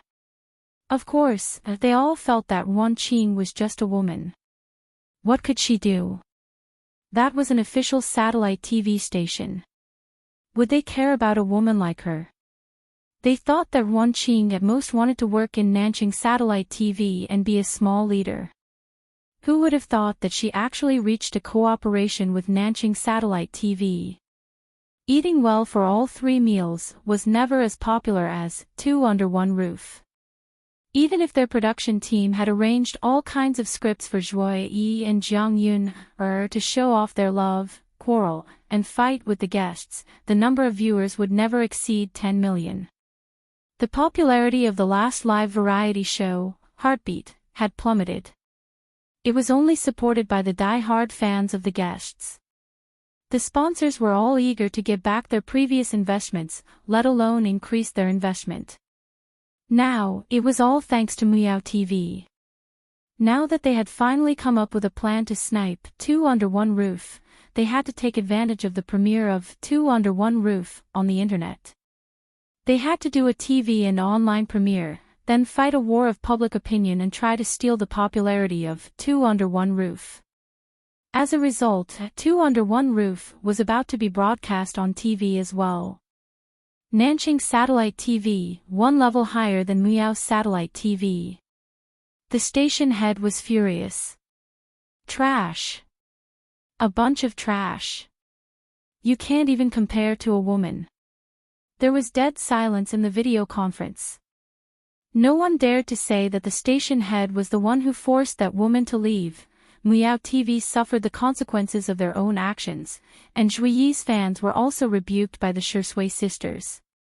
Youngest Grand Slam Best Actor Sui Suizi Heartsuit Viewership Record Holder Television Emperor Sui Suizi Heartsuit Light of Acting Sui Suizi Heartsuit First Class Business Sui Suizi Heartsuit, acting like a big shot. Did they really think that the internet had no memory? Who was the one who pretended to fight for real and broke Shirsui's ribs? Back then, Zhuo Yi left his image as a single male god. Now, he's the equivalent of an idol. He hid his marriage to deceive his fans and then created a couple after marriage. Where did he find the face to step on our Shurindi? The Shui sisters' fighting prowess was not to be underestimated. Previously, in order to help Two Under One Roof control the comments, they had scattered the crowd. Now that they had gathered together, they were able to defeat Zhui Yi's fans in minutes. That night, the internet was extremely lively. Netizens from all walks of life stayed up late to watch the show. What? So Zhuo Yi had deliberately broken Shuringdi's bones during filming. What? Sui's ribs were broken, but she still managed to shoot the scene in one shot. Godly acting skills. What? So Shui had misogyny. The only female celebrity he had ever had physical contact with was Xiang Yi. On the one hand, the fans of the untimely couple felt sorry for Shui, but on the other hand, it didn't stop them from falling head over heels the next day. Early in the morning, the official account of Two Under One Roof announced the guests that would be coming today. Chapter 350. Two Under One Roof, please sign here for today's surprise. We are fortunate to have invited the movie queen Zhong Yi to participate in today's live stream. There are also 2 mystery guests. Everyone, please look forward to it. We actually managed to invite Zhong Yi. Zhong Yi had excellent acting skills and gorgeous looks, but she was often attacked by others because of her sexy image in the early days of her debut. Her most famous film was Dustless, which was a collaboration with Shui. In the film, Shui played a detective who belonged to the good side, while Zhong Yi played a dancer who was both good and evil. She had a secret relationship with Shui. The director formed many artistic metaphors through their relationship, and the two of them also displayed superb acting skills, which were regarded as classics in the film industry. The two of them were about the same age, and Zhong Yi was 30 years old this year. When the film was released, many people were shocked by their acting skills in the film and mistakenly thought that they were a real couple. Hence, the two of them were rather popular in the industry. The reason was that Shui had never interacted with any actresses before. Some of Zhong Yi's fans immediately expressed, "Her Highness has arrived. Zhong Yi and Zhong Yi CP are worth investing in." When Shui was interviewed, he said that he liked Zhong Yi's type very much. "Ha ha ha, there's going to be a good show to watch. Zhong Yi is the beautiful type. Vase Fairy is going to be crushed by a beauty like Zhong Yi in seconds." Seeing how Zhong Yi's fans were being ridiculed, Xiang Yi's fans were displeased.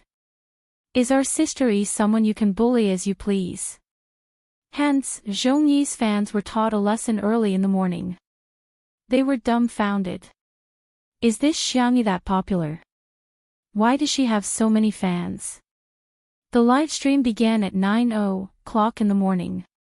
The loyal fans of Two Under One Roof immediately swarmed into the live stream. The camera panned to a distant view of the mountains in the distance, where the colorful windmills of Little Rabbit Farm were rotating in the wind. The vegetable fields were fertile, the garden was lush, and there were flocks of chickens and ducks. In the yard, Xiao Naofu and little Shiji were fighting. To be more precise, Xiao Naofu was bullying little Shiji. She refused to drink her goat milk and insisted on snatching the milk from little Shiji's bowl. The little Shiba Inu's black eyes were wet. It didn't fight back even after being hit a few times by Xiao Naofu's fleshy paws. It even gave the goat milk to Xiao Naofu. The netizens in the live stream, hooligan acts. Sterilization warning. Wow, this Shiba Inu is so cute.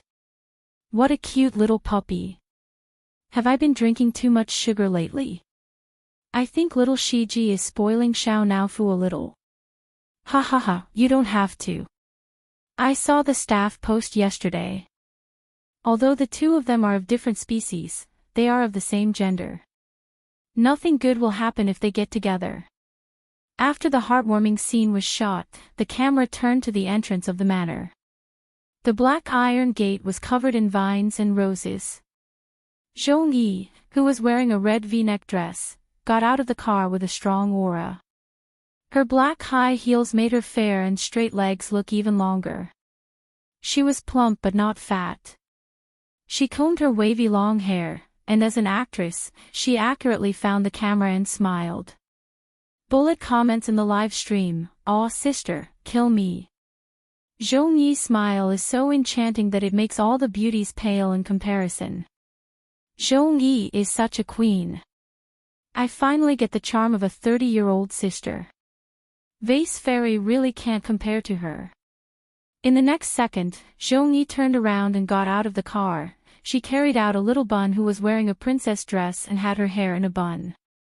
She was also holding a rainbow lollipop tightly in her chubby little hand. Chapter 351. The netizens were dumbfounded. What the hell? Where did this child come from? Someone asked, could it be Zhong Yi's baby? As soon as the bullet screen was posted, Zhong Yi's fans immediately burst into laughter. Please don't spread rumors. You can eat whatever you want, but you can't say whatever you want. Smile, how did you know? Did you deliver her baby? If not, then shut up, okay? The production crew was also dumbfounded. However, Wan Qing was present and made a few gestures to Li Jinyu. Li Jinyu coughed and picked up the microphone to greet Zhong Yi from behind the camera. Zhong Yi, welcome to Two Under One Roof. I wish you a happy day. He didn't mention the child because he didn't want to make Zhong Yi feel awkward. Zhong Yi nodded. Hello, everyone. She looked at the little bun in her arms with a gentle gaze. "This is my daughter, Jiang." The production crew was speechless. The netizens were speechless. The corners of Li Jianyu's mouth twitched. What kind of luck is this?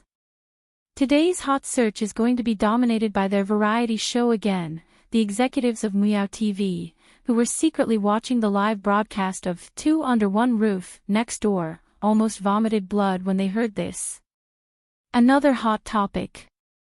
Why did Two Under One Roof have to face it?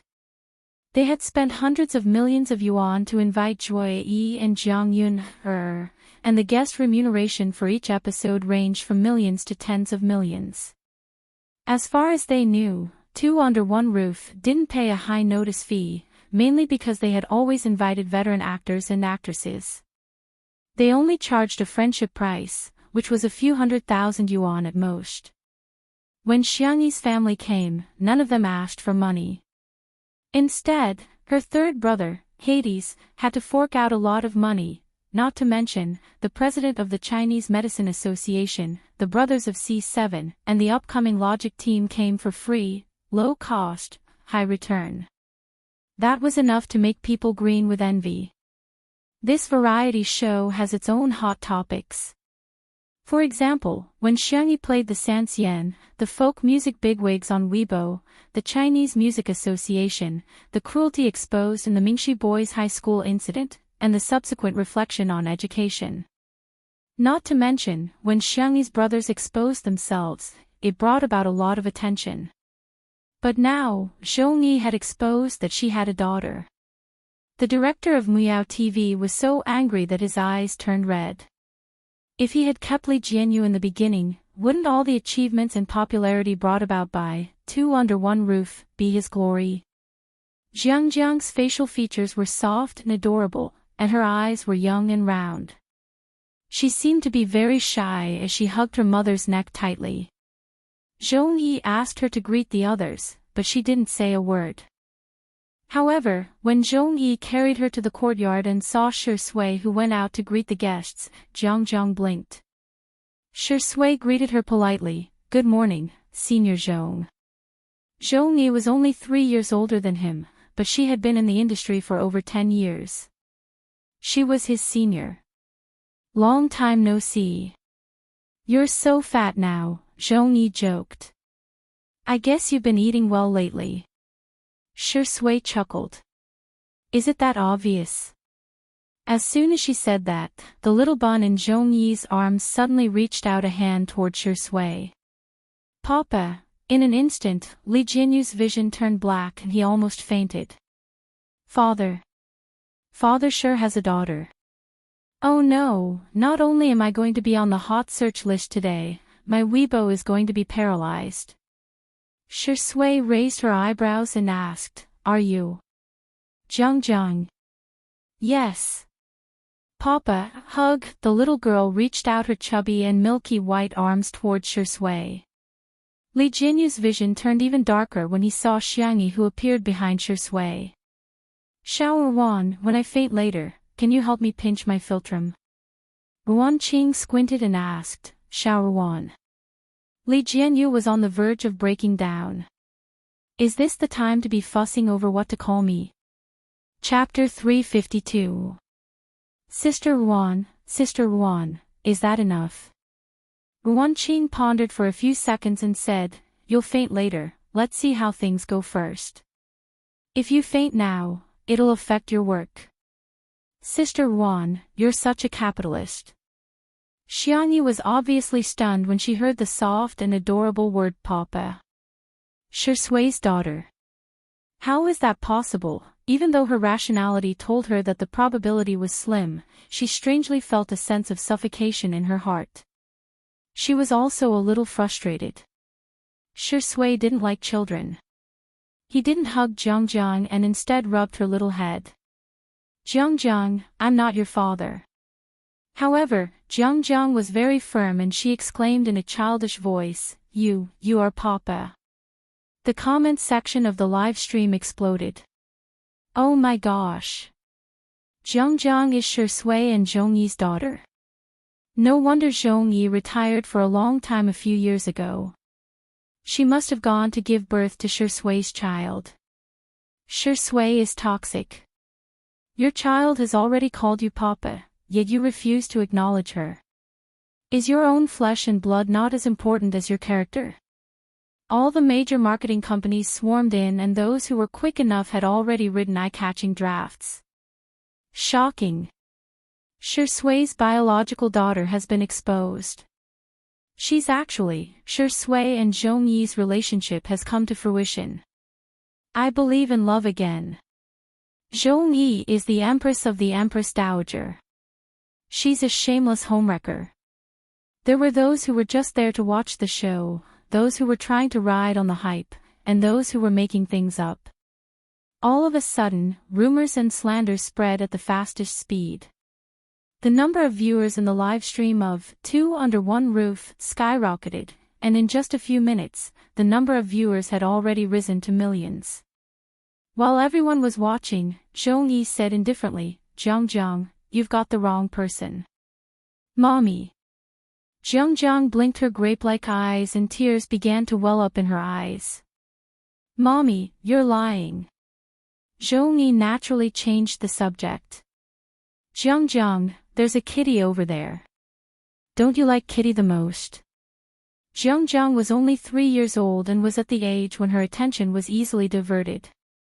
When she saw Xiao Naofu, her eyes lit up and she fluttered her little legs. "Mommy, I want to go down." Zhong Yi put her on the ground, and the little girl bounced towards Xiao Naofu, looking carefree and innocent. Zhong Yi tried to make light of it, but the netizens didn't buy it. Zhong Yi must be hiding something. That's it. The denial is too weak. I was only 30% convinced just now, but judging by Zhong Yi's attitude, I'm 70% convinced that she's having an affair with Shi Sui. Miss Xiang. Zhong Yi had watched some videos of Two Under One Roof before she came, so she recognized Xiang Yi. Xiang Yi stepped forward and greeted him politely. "Do you have any tasks for me?" Zhong Yi asked. Li Jinyu continued, "Today's task is to change pots and fertilize the plants. Then, we have to build a fence around the vegetable field." Zhong Yi nodded, indicating that she got it. She asked Xiang Yi, "Where's the room?" "I'd like to change into some lighter clothes." "Senior, this way please." Xiang Yi brought her to change her clothes. The two of them were polite and distant, but that was actually normal. After all, they didn't know each other before. However, in the eyes of the netizens, countless meanings were interpreted. Zhong Yi is really like an empress. The vase fairy is like a maid in contrast. Tsk, I feel like a battle is about to start. Zhong Yi has such a good figure, she can easily defeat Xiang Yi. Zhong Yi has been working with Shi Sui since 5 years ago. A certain female celebrity is considered to have interfered in their relationship. Chapter 353. The netizens were having a great time gossiping about the emotional entanglements between celebrities. All of a sudden, all sorts of speculations popped up. Some said that Shi Sui and Zhong Yi had a one-night stand, and that Shi Sui abandoned Zhong Yi and her mother after becoming famous. Some said that Shi Sui and Zhong Yi had long been married in secret, just like Zhuo Yi and Jiang Yun. They were going to announce it today. Xiang Yi, on the other hand, had become the third party in the public opinion. While the others were talking, Zhong Yi changed her clothes and came out of the bathroom. She was wearing a black singlet, tight-fitting sweatpants, and a large oversized jacket.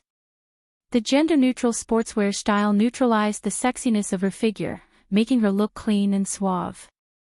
Zhong Yi's fans immediately started praising her, and they didn't forget to criticize Xiang Yi. "Sister looks so beautiful in sportswear." Best Actress Zhong Yi. Movie queen who can charm and defeat, sister's figure is really like the ceiling of female celebrities. Vase fairy, who relies on her face to make a living, stand back. In the next second, Xiang Yi also appeared in front of the camera. She didn't change out of her clothes and simply took off her cute apron. Inside, she was wearing a blue short-sleeved shirt with a few daisies dotted on her chest. She was also wearing a pair of high-waisted, wide-legged pants that accentuated her long legs and slender waist. His outfit was simple, languid, and casual, but it made it impossible for one to look away. The comments in the live stream seemed to have lagged, and it took a few seconds for the comments to be refreshed. I have a similar short-sleeved shirt. So the daisies on her chest look like they're in full bloom. To be honest, I don't usually think that Xiangyi is very good-looking, but when I compare her to Zhongyi, I realize that she's really beautiful. I'm dying of laughter. Is this your first day surfing the internet? Do you really think anyone can be called a vase fairy? The word vase is enough to prove that she's worth it. Coincidentally, Xiangyi and Zhongyi were in the same frame. There was only hurt when there was a comparison. Zhongyi's fans realized that Xiangyi seemed to be fairer, slimmer, and her breasts. F***CK. What the hell did you eat when you were growing up? Xiangyi demonstrated it once. She just took out the plants and soil from the flower pot and put them into a bigger flower pot. She then added nutritious soil and slow-release fertilizer. You can put some of these insecticides into the soil to prevent pests from appearing. For slow-release fertilizer, just sprinkle it around like this. Xiangyi explained the steps very patiently. Some netizens noticed that the pots of flowers she gave to Zhongyi were all small and light, while the ones she gave to Zhongyi were bigger. Someone praised, "Sister E is really gentle. Love. There were also people who scolded, "Isn't he just trying to perform in front of the camera? Prove that you're doing more work than Zhongyi, scheming woman." When Xiangyi got up to pick up a pot of flowers from the flower rack, her short sleeves rolled up along with her movements, revealing her slender waist and skin that was glowing under the sunlight. Suddenly, the atmosphere in the comment section of the live stream changed. Sister Yi's back isn't a back, it's a Bulgarian rose. Sister Yi's waist isn't a waist, it's a deadly scimitar. Hurry up and block Xiangyi's view. Mommy won't allow others to see Xiangyi's waist. At this moment, Zhongyi's fans in the live stream no longer had the cheek to dish Xiangyi with her beauty and figure. After all, the feeling of being slapped in the face was too uncomfortable. Chapter 354.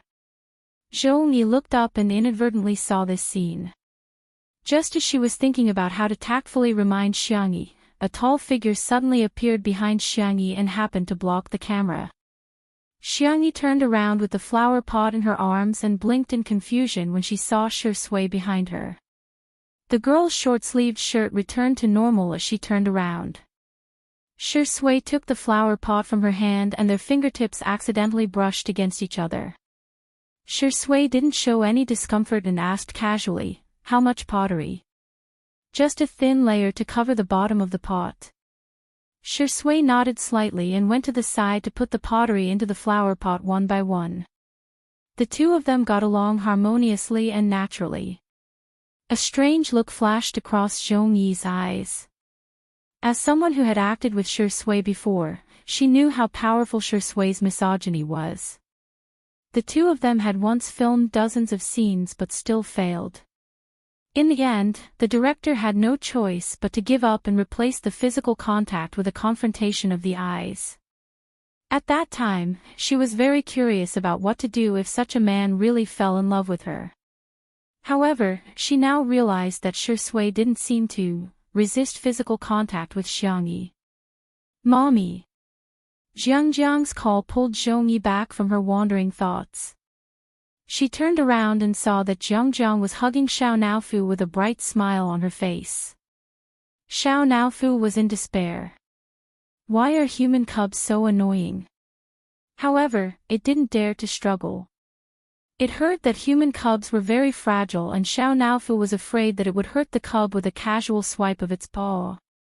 Hence, it was bullied by Jiangjiang to the point that it had nothing to live for. Jiangjiang exclaimed, "Mommy, this kitty can bark like a dog." Xiao Naofu protested, meow. I'm not a cat. I don't bark like a dog.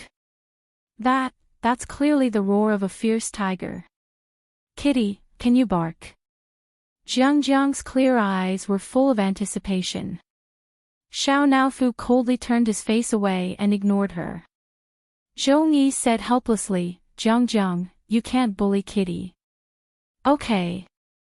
Little Loli pouted and placed Xiao Naofu on the ground. Xiao Naofu, as if it had been granted amnesty, rushed towards Xiangyi. But halfway through, he was grabbed by the back of his neck. Sister Yi is busy. Don't disturb Sister Yi, Shui said with a smile. Do you want me to play with you? How about a kiss? Xiao Naofu was instantly enraged. Woof woof woof. Dream on. Wishful thinking dog man. Jiang's eyes widened and she said in admiration, wow, Papa is so amazing. It can actually make a kitten bark like a dog. Zhongyi seemed to have thought of something, as she remained silent. This scene was seen by the netizens in the live stream, so loving. It's obvious that he's coaxing his daughter. The look in Zhongyi's eyes is so sad. It must have been hard for her to raise a child all these years, scumbag Shui. If you have the ability, then make an official announcement. If you don't care, why are you teasing Jiang? She had gotten her father's love and lost it. Are you still human? The netizens were filled with righteous indignation and they immediately imagined Shui as a scumbag father. An untimely couple fan said, Shuringdi might be coaxing Xiang Yi too. Immediately, he became the target of public criticism and was scolded like a sieve. In their eyes, Shui, Zhongyi, and Jiang were a family of three. Xiang Yi was superfluous. It was right to scold the mistress. On the contrary, there was a moral problem. There was a mistake in their thinking. They were openly supporting the mistress. Chapter 355. Most of the time, the more people there were, the more reason there was. As long as the moral high ground was high enough, they could judge others to their heart's content. What was the truth? Was it important? People always believed in what they thought was the truth. Just when the netizens in the live stream thought that they had done justice, Shui rubbed Xiao Naofu's head and placed it in an empty flower pot next to Sister Yi. She said gently, don't run around, be careful not to get pricked by the thorns. Xiao Naofu snorted. I'm not afraid. It waved its paw to show off its power, but it happened to be next to a pot of cactus. Meow, meow, meow, meow. The little kitten cried miserably. Xiangyi, who was at the side, wiped her hands and carried Xiao Naofu back to the living room. However, Shui squatted in front of Jiang and said seriously, Jiang, you have to call me uncle. Jiang felt aggrieved. But you're daddy, I'm not. Shui's voice was gentle, but his attitude was firm. Jiang, will you call someone else mommy? Jiang sounded like she was about to cry. No, why? Because I believe you know that if you call someone else mommy, your mommy will be sad. So, if you call me daddy, your real daddy will be sad too. Shui tried his best to speak with logic that children could understand, but Jiang still burst into tears. I'm sorry, Senior Zhong, I hope you can have a good talk with Jiang. I don't want this misunderstanding to continue, okay? Shui looked at Zhongyi. Zhongyi's lips curled into a bitter smile. Indeed, he hasn't changed. Two contradictory words could appear on Shui at the same time. He was gentle yet cruel. He was really a gentleman most of the time and was polite to everyone. However, in some aspects, he refused to take a step back. She originally had some selfish motives. But now, it seemed that Shui would not tolerate it at all. Zhongyi closed her eyes and made up her mind. Jiang, this is Uncle Shui. He's not your father. Your daddy has gone to a faraway place. Zhang sobbed and asked, then, will I still be able to see daddy? We'll never see him again. Zhong Yi's voice was trembling. Zhang cried even harder. Zhong Yi comforted her with a soft voice. On the other hand, Shi Sui's gaze remained indifferent. It was as if cold blood was flowing under his handsome appearance. In the live stream, countless viewers felt upset because of Zhang's tears. The scumbag must die. Sigh, no matter what the adults are like, what did the children do wrong? Zhang is so pitiful. Zhong Yi is clearly putting on a brave front. I'm going to vomit. I thought the clock couple was real, but I didn't expect Shi Sui to be so selfish. Not only did they not announce it, but they even forced Zhang not to call him daddy. She forced Zhong Yi to lie to the child. Shi Sui would probably be drowned by the overwhelming comments if they were converted into spittle. In the living room of the villa, Xiang Yi applied some aloe vera gel on Xiao Naofu and bandaged it simply. Li Jianyu and Ruan Qing rushed over in time and gestured for the cameraman to film little Shiji's daily life for a while before telling Xiang Yi to turn off the microphone on her clothes. Sister Yi. Zhang is not Shi Sui's daughter. Li Jianyu explained anxiously. Xiang Yi said calmly, yes, I know. Li Jianyu heaved a sigh of relief and said, Sister Yi, you're so smart. Ruan Qing was speechless. What kind of man is this? It was obvious from the little girl's expression that she was jealous. Chapter 356. Li Jianyu was still babbling. Sister Yi, don't worry, there's nothing going on between Mr. Shi and Zhong Yi. Xiang Yi said, Aw, is that so? Li Jianyu said, they just worked together in a movie. Because their scenes together were so spectacular, they have a bunch of fans who love them together. Xiang Yi said, oh, I see. But most of the couples in the entertainment industry are fake. It's either a publicity stunt or just a figment of the imagination of the fans. Ruan Qing covered his mouth and asked with a smile, how's Xiao Naofu? It's alright, it's just a little pricked. Xiang Yi placed it in the kitty villa, but Xiao Naofu refused to sleep and insisted on occupying little Shiji's kennel. It lay flat on the ground with its buttocks sticking out. Maybe, you can talk to Shi Sui, Ruan Qing suggested. Xiang Yi said calmly, you've misunderstood. There's nothing for the two of us to talk about. We just work together on a variety show. Most of the couples in the entertainment industry are fake. The two of us are no exception. Ruan Qing coughed, wanting to remind her that Shi Sui was right behind her. However, Xiang Yi was still calmly narrating. We're not a real couple. It doesn't matter to me whether he has a child or not. Me too. She paused, seemingly not trying to convince Ruan Qing but trying to hypnotize herself. I'm just a fan of his. The man at the door was tall and slender. He was standing against the light and his handsome face was hidden in the darkness, making it impossible to tell his emotions. Li Jianyu held his breath, not daring to make a sound. What kind of hell is this? Ruan Qing hesitated for a few seconds and asked tentatively, so, you don't like Shi Sui at all? Li Jianyu's gaze was vivid as if to say, Sister Ruan, are you crazy? In the next second, Xiang Yi said in a huff, I don't like her. The figure at the door paused stiffly for a few seconds. A moment later, the man left. Boom! Li Jianyu's heart was about to break. He hadn't even had the chance to witness the untimely beginning, but was he going to witness the untimely end? But, Ruan Qing asked again, you really don't like it? She smiled and said, Zhong Yi and Shi Sui are together now, and they have a child together. The three of them seem to be a good family. Li Jianyu looked at Ruan Qing in disbelief. Sister Ruan, why are you fanning the flames? But he didn't expect something unexpected to happen. The room was silent. Xiangyi didn't answer the question. She just held the cat teaser and seriously teased the air. Li Jianyu was confused. Sister Yi, are you blind?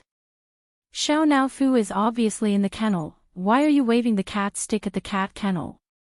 The corners of Ruan Qing's lips curled up.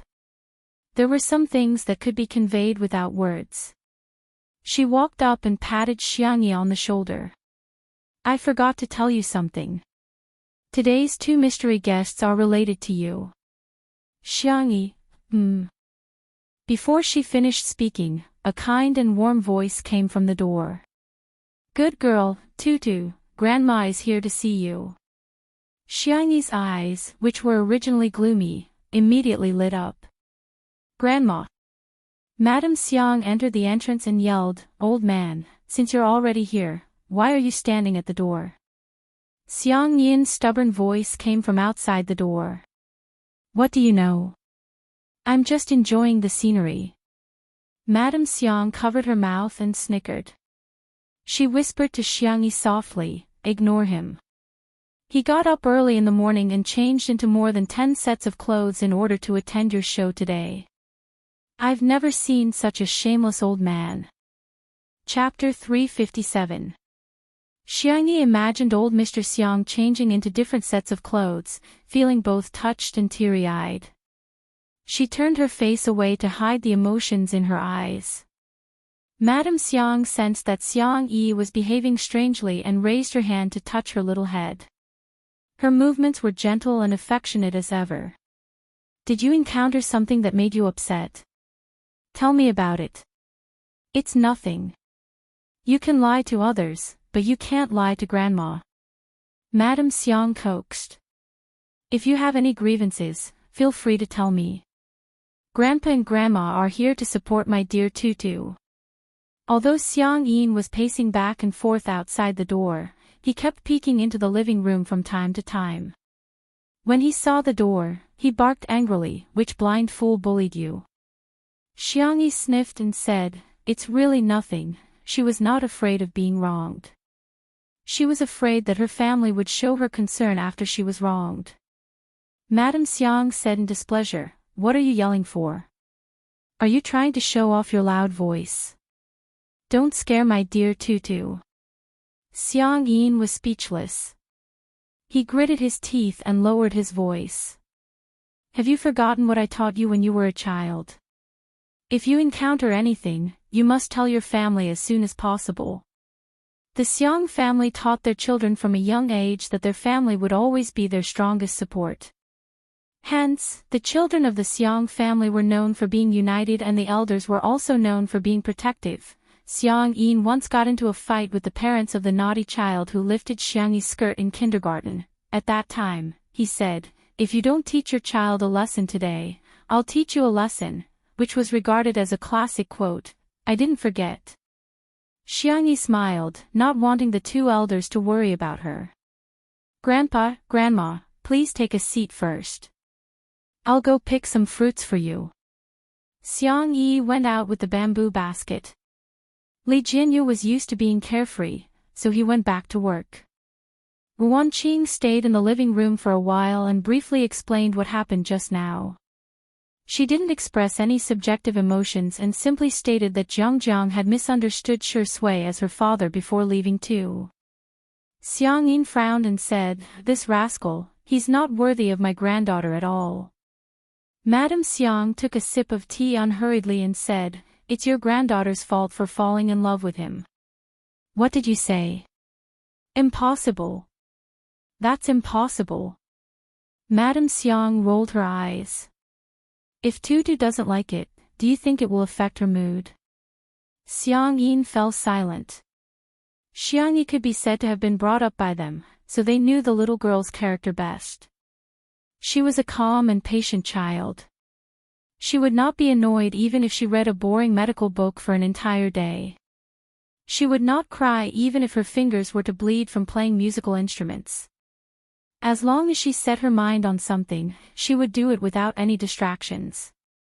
It seemed that nothing could affect her. But now, Shui was one more person who could affect her. At the thought of this, Xiang Yin felt extremely vexed. Madame Xiang was meticulous. She thought about it more than he did. She straightened her collar and said, "I'm going to live stream now. Is the most important thing now. Let our tutu realize her error and mend her ways. Don't let that wretched man steal her away." Madame Xiang looked at him sympathetically and said, "Haven't you ever thought that it's our tutu who wants to steal someone else?" Xiang Yin was dumbfounded. The two old men arrived at the glass greenhouse, and Zhong Yi happened to come out with Jiang Jiang. Jiang Jiang walked towards Shui, her eyes red from crying. "Uncle, I'm sorry." Shui expressed assent indifferently and picked up the kettle to water the plants that had just been repotted. The corner of his shirt was gently tugged, and he looked down. Jiang Jiang's eyes were full of anticipation. "Uncle, can you be my daddy?" Chapter 358. Little Lolita was innocent and her eyes were red. If it were anyone else, their heart would have softened. However, Shui was indifferent and he didn't even stop watering the flowers. "I'm sorry, Jiang Jiang." Shui didn't say anything else, but Jiang Jiang had already understood what he meant. Tears welled up in her big, black grape-like eyes and she slowly let go of the corner of Shui's shirt. The viewers of the livestream broke out into an uproar again because of this scene. "I've never seen such a cold-blooded father. Even if she's not his biological daughter, she's still young.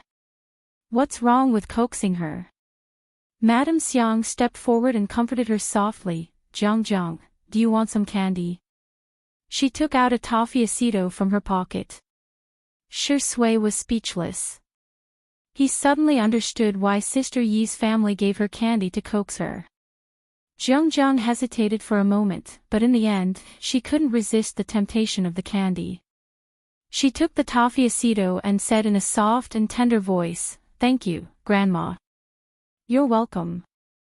Madame Xiang was very approachable and she was the kind of grandmother who was especially popular with children. "Jiang Jiang, can you tell Grandma why you call this uncle Daddy?"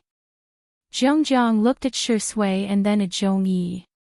After a while, she said slowly, "Because Mommy showed me a photo of Daddy. Uncle and Daddy look very alike. But just because they look alike doesn't mean that they're the same person, right?" Jiang Jiang nodded.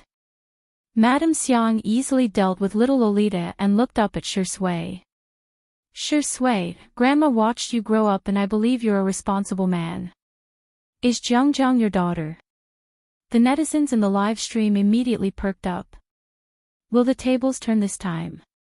However, Shui sighed helplessly and said, "Grandma, I've never even had a girlfriend before. How can I have a daughter?" The netizens were flabbergasted. Is this for real? Shui is still denying it. Not far away, Zhong Yi's face turned pale. She pursed her lips and tried to change the subject. "Where's Miss Yang? I want to ask her how much insecticide she put in." Madame Xiang suddenly asked, "Miss Zhong, forgive me for being nosy, but may I ask if Shui is Jiang Jiang's biological father?" Madame Xiang's intuition told her that there was something wrong with Zhong Yi. Her attitude was too vague. This naturally made it easy for people to misunderstand. It was clearly something that could be explained in one sentence, but she kept avoiding the important points and dwelling on the trivial ones. It was inevitable that she would give people space to let their imaginations run wild. The old lady looked elegant and gentle, but in fact, she had a strong vibe. Her eyes seemed to be able to see through people's hearts. Seeing her, Zhong Yi's heart skipped a beat. She clenched her fists and said hoarsely, "Is it that important?" Jiang Jiang misunderstood and her eyes lit up again. "Mommy, are you lying to me? Is uncle an uncle or papa?" This time, before Madame Xiang could say anything, Xiang Yin hollered loudly. "This woman comrade, parents are children's role models. Please teach by example and by word of mouth. Teach your own children well." Zhong Yi's emotions froze. The netizens in the live stream who were enjoying the show were dumbfounded. Did I hear wrongly? Xiang Yin called Zhong Yi a woman, a woman. Someone immediately retorted passionately. Ha, did he call her a woman? Does he know how to respect women? The old lady is being unreasonable and the old man is being overbearing. This family is so ill-mannered. The bad guys have really aged.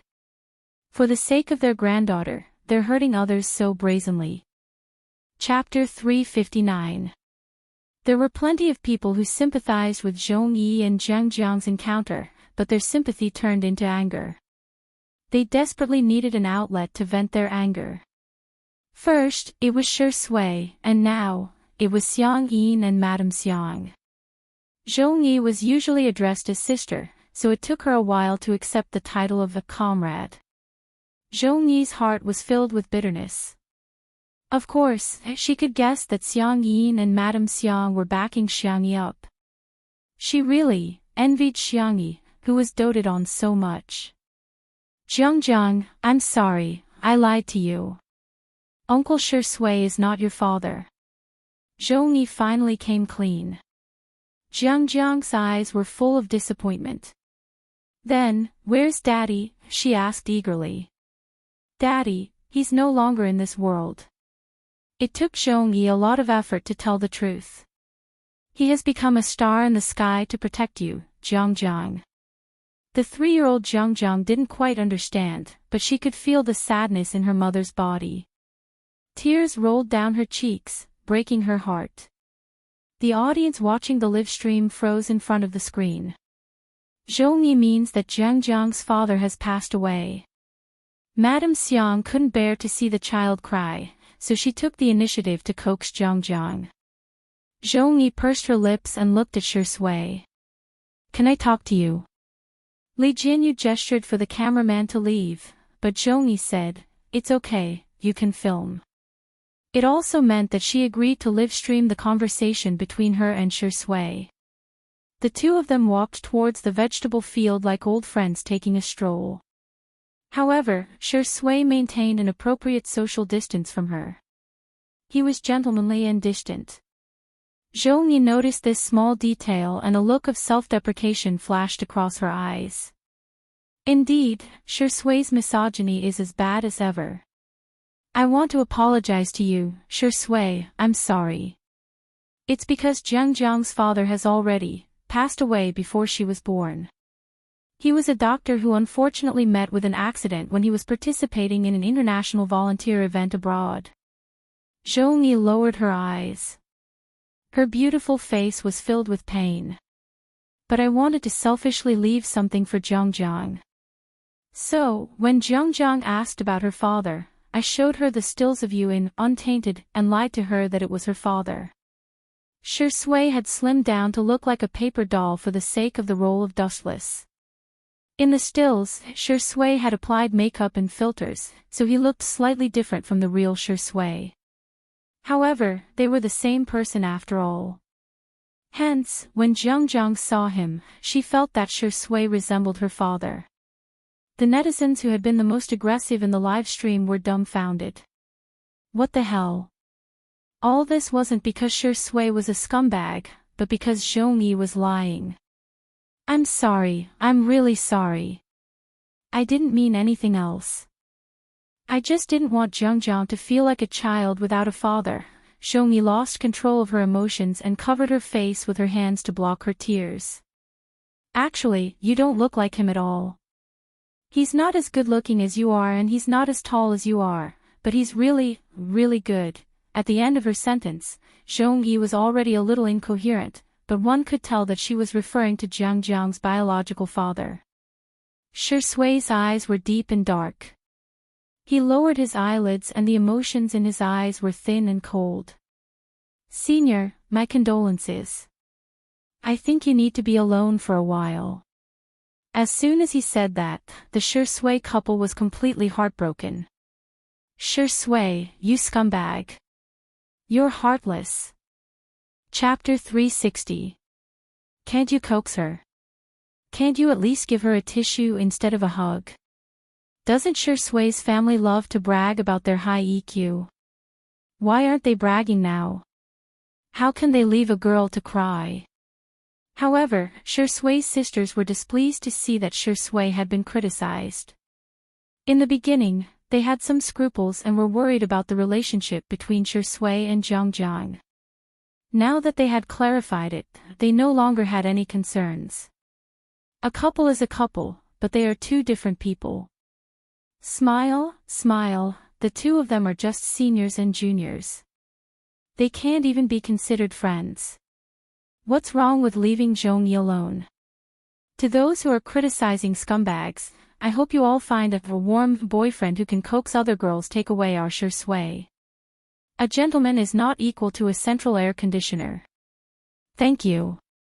Although Zhongyi had fans, they were no match for Shui.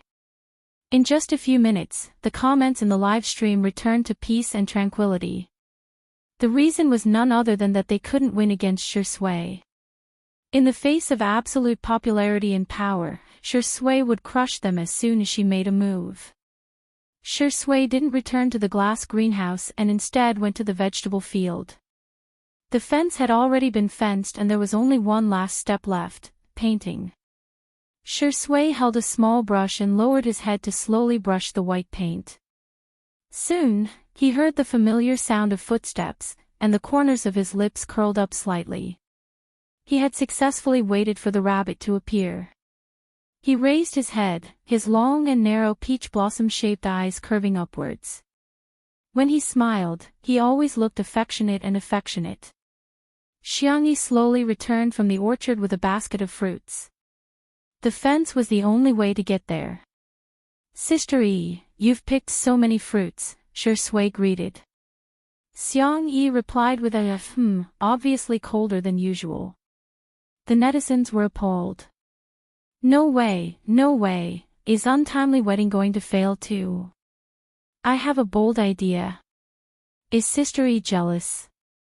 Xiang Yi looks so much like Ruo when she's sulking.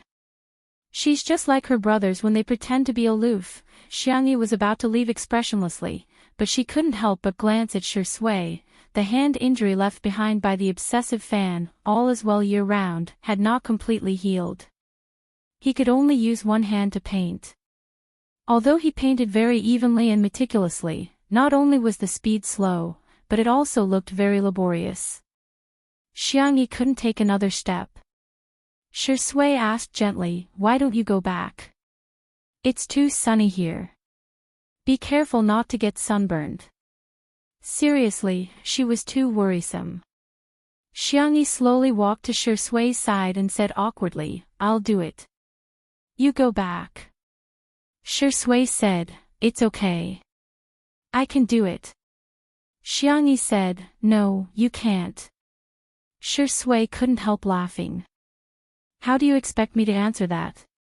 Before Xiangyi could answer, the netizens in the live stream had already started spamming, "Shui can't do it."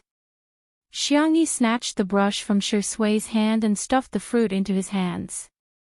She said fiercely, "Go eat the fruit. Leave this to me." Shui's eyes were full of smiles. "Sister Yi, I'm really not as useless as you think. You're so long-winded." Xiangyi pulled a long face. "You're so noisy." Shui blinked and a moment later, he went to the staff member's side. When he returned, he had a floral parasol in his hand. Whoosh, his well-defined fingers opened the umbrella for Xiangyi. His voice was gentle and affectionate. "You'll be bored if you're alone. I'll be quiet. Don't mind me, okay?" Chapter 361. The umbrella was so small that it couldn't fit two people at all. Shui covered most of the umbrella over Xiangyi's head, allowing the sunlight to pour on her shoulders. "Xiangyi. Up to you." She buried her head in painting, her movements quick and hurried, as if she was trying to hide the restlessness in her heart. Shui didn't say a word and just silently held the umbrella for her. The comments in the live stream had already exploded. Another day of tears for Sister Yi's beautiful love. Ah, it's not that Shui isn't warm, it's just that you're not the warm one. Holding an umbrella is too sweet, Mommy, I'm eating candy. I'm covering my mouth. Don't cry, Zhong Chong couple. You guys can come and cheer for untimely couple. I guarantee sweetness, I guarantee authenticity. Shui has double standards. To Zhong Yi, I think you need to be alone for a while. To Sister Yi, I'll be quiet.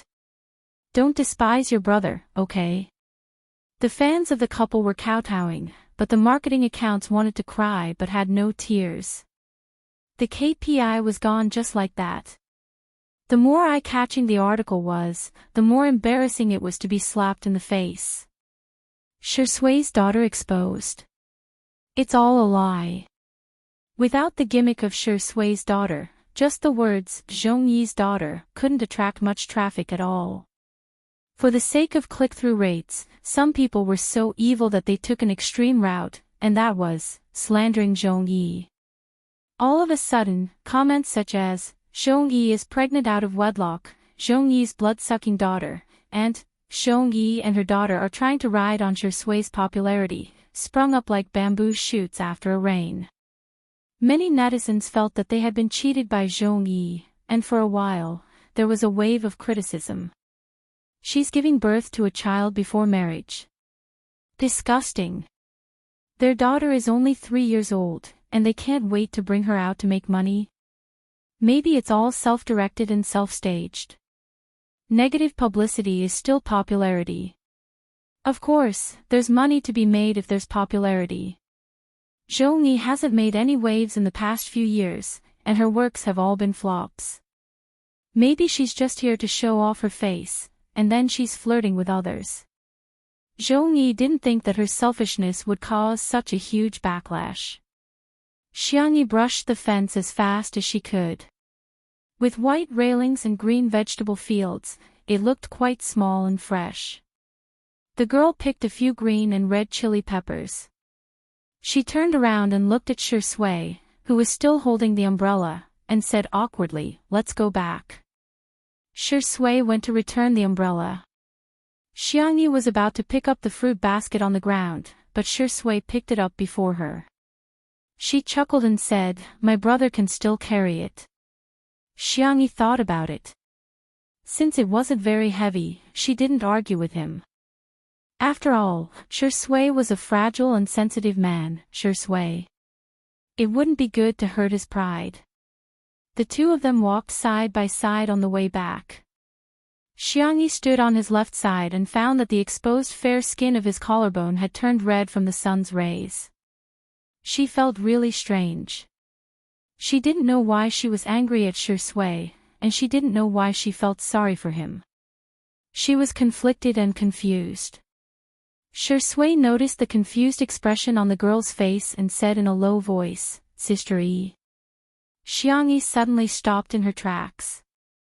As if she was suddenly enlightened, she suddenly looked at Shui, only to meet his abyss-like dark eyes. Xiangyi thought of a possibility. She, maybe, probably, seemed to. She wasn't a fan of Shui's mother, but a fan of Shui's girlfriend. She had fallen in love with Shui. Chapter 362. Whoosh. It was as if the thousands upon thousands of mountains shrouded in dense fog had dispersed, and something had become clear and profound. Xiangyi was shocked. She actually liked Shui. What if Shui finds out? The filming of Two Under One Roof would take about 2 months, and there was still about half of the time left. If Shui found out about her thoughts, then, wouldn't it be very awkward for her to get along with Shui for the next month? "Sister Yi? Are you okay?" The man's low magnetic voice sounded in her ear. Xiangyi pretended to be calm and asked, "Ahem, what do Senior Zhong and Jiang like to eat?" In a split second, Xiangyi had already thought of a countermeasure. Act as him. In a certain world that she had transmigrated to, she had also played many supporting roles in order to help the protagonist win the Best Actress award. She felt that she wasn't particularly bad. So, Shui shouldn't be able to find out.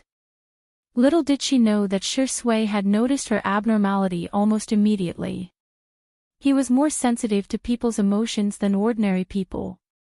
The man raised his long eyebrows and said, "I'm not sure." He had worked with Zhongyi before, but he didn't know her taste at all. Or rather, he didn't care at all. Xiangyi pretended to be calm and said, "Oh, I see. I'll ask them later then." "Sister Yi, are you nervous?" Almost as soon as Shui finished speaking, Xiangyi exclaimed like a cat with its hair standing on end, "No." "Then you." Shui sized her up with a half-smile and his eyes gradually widened.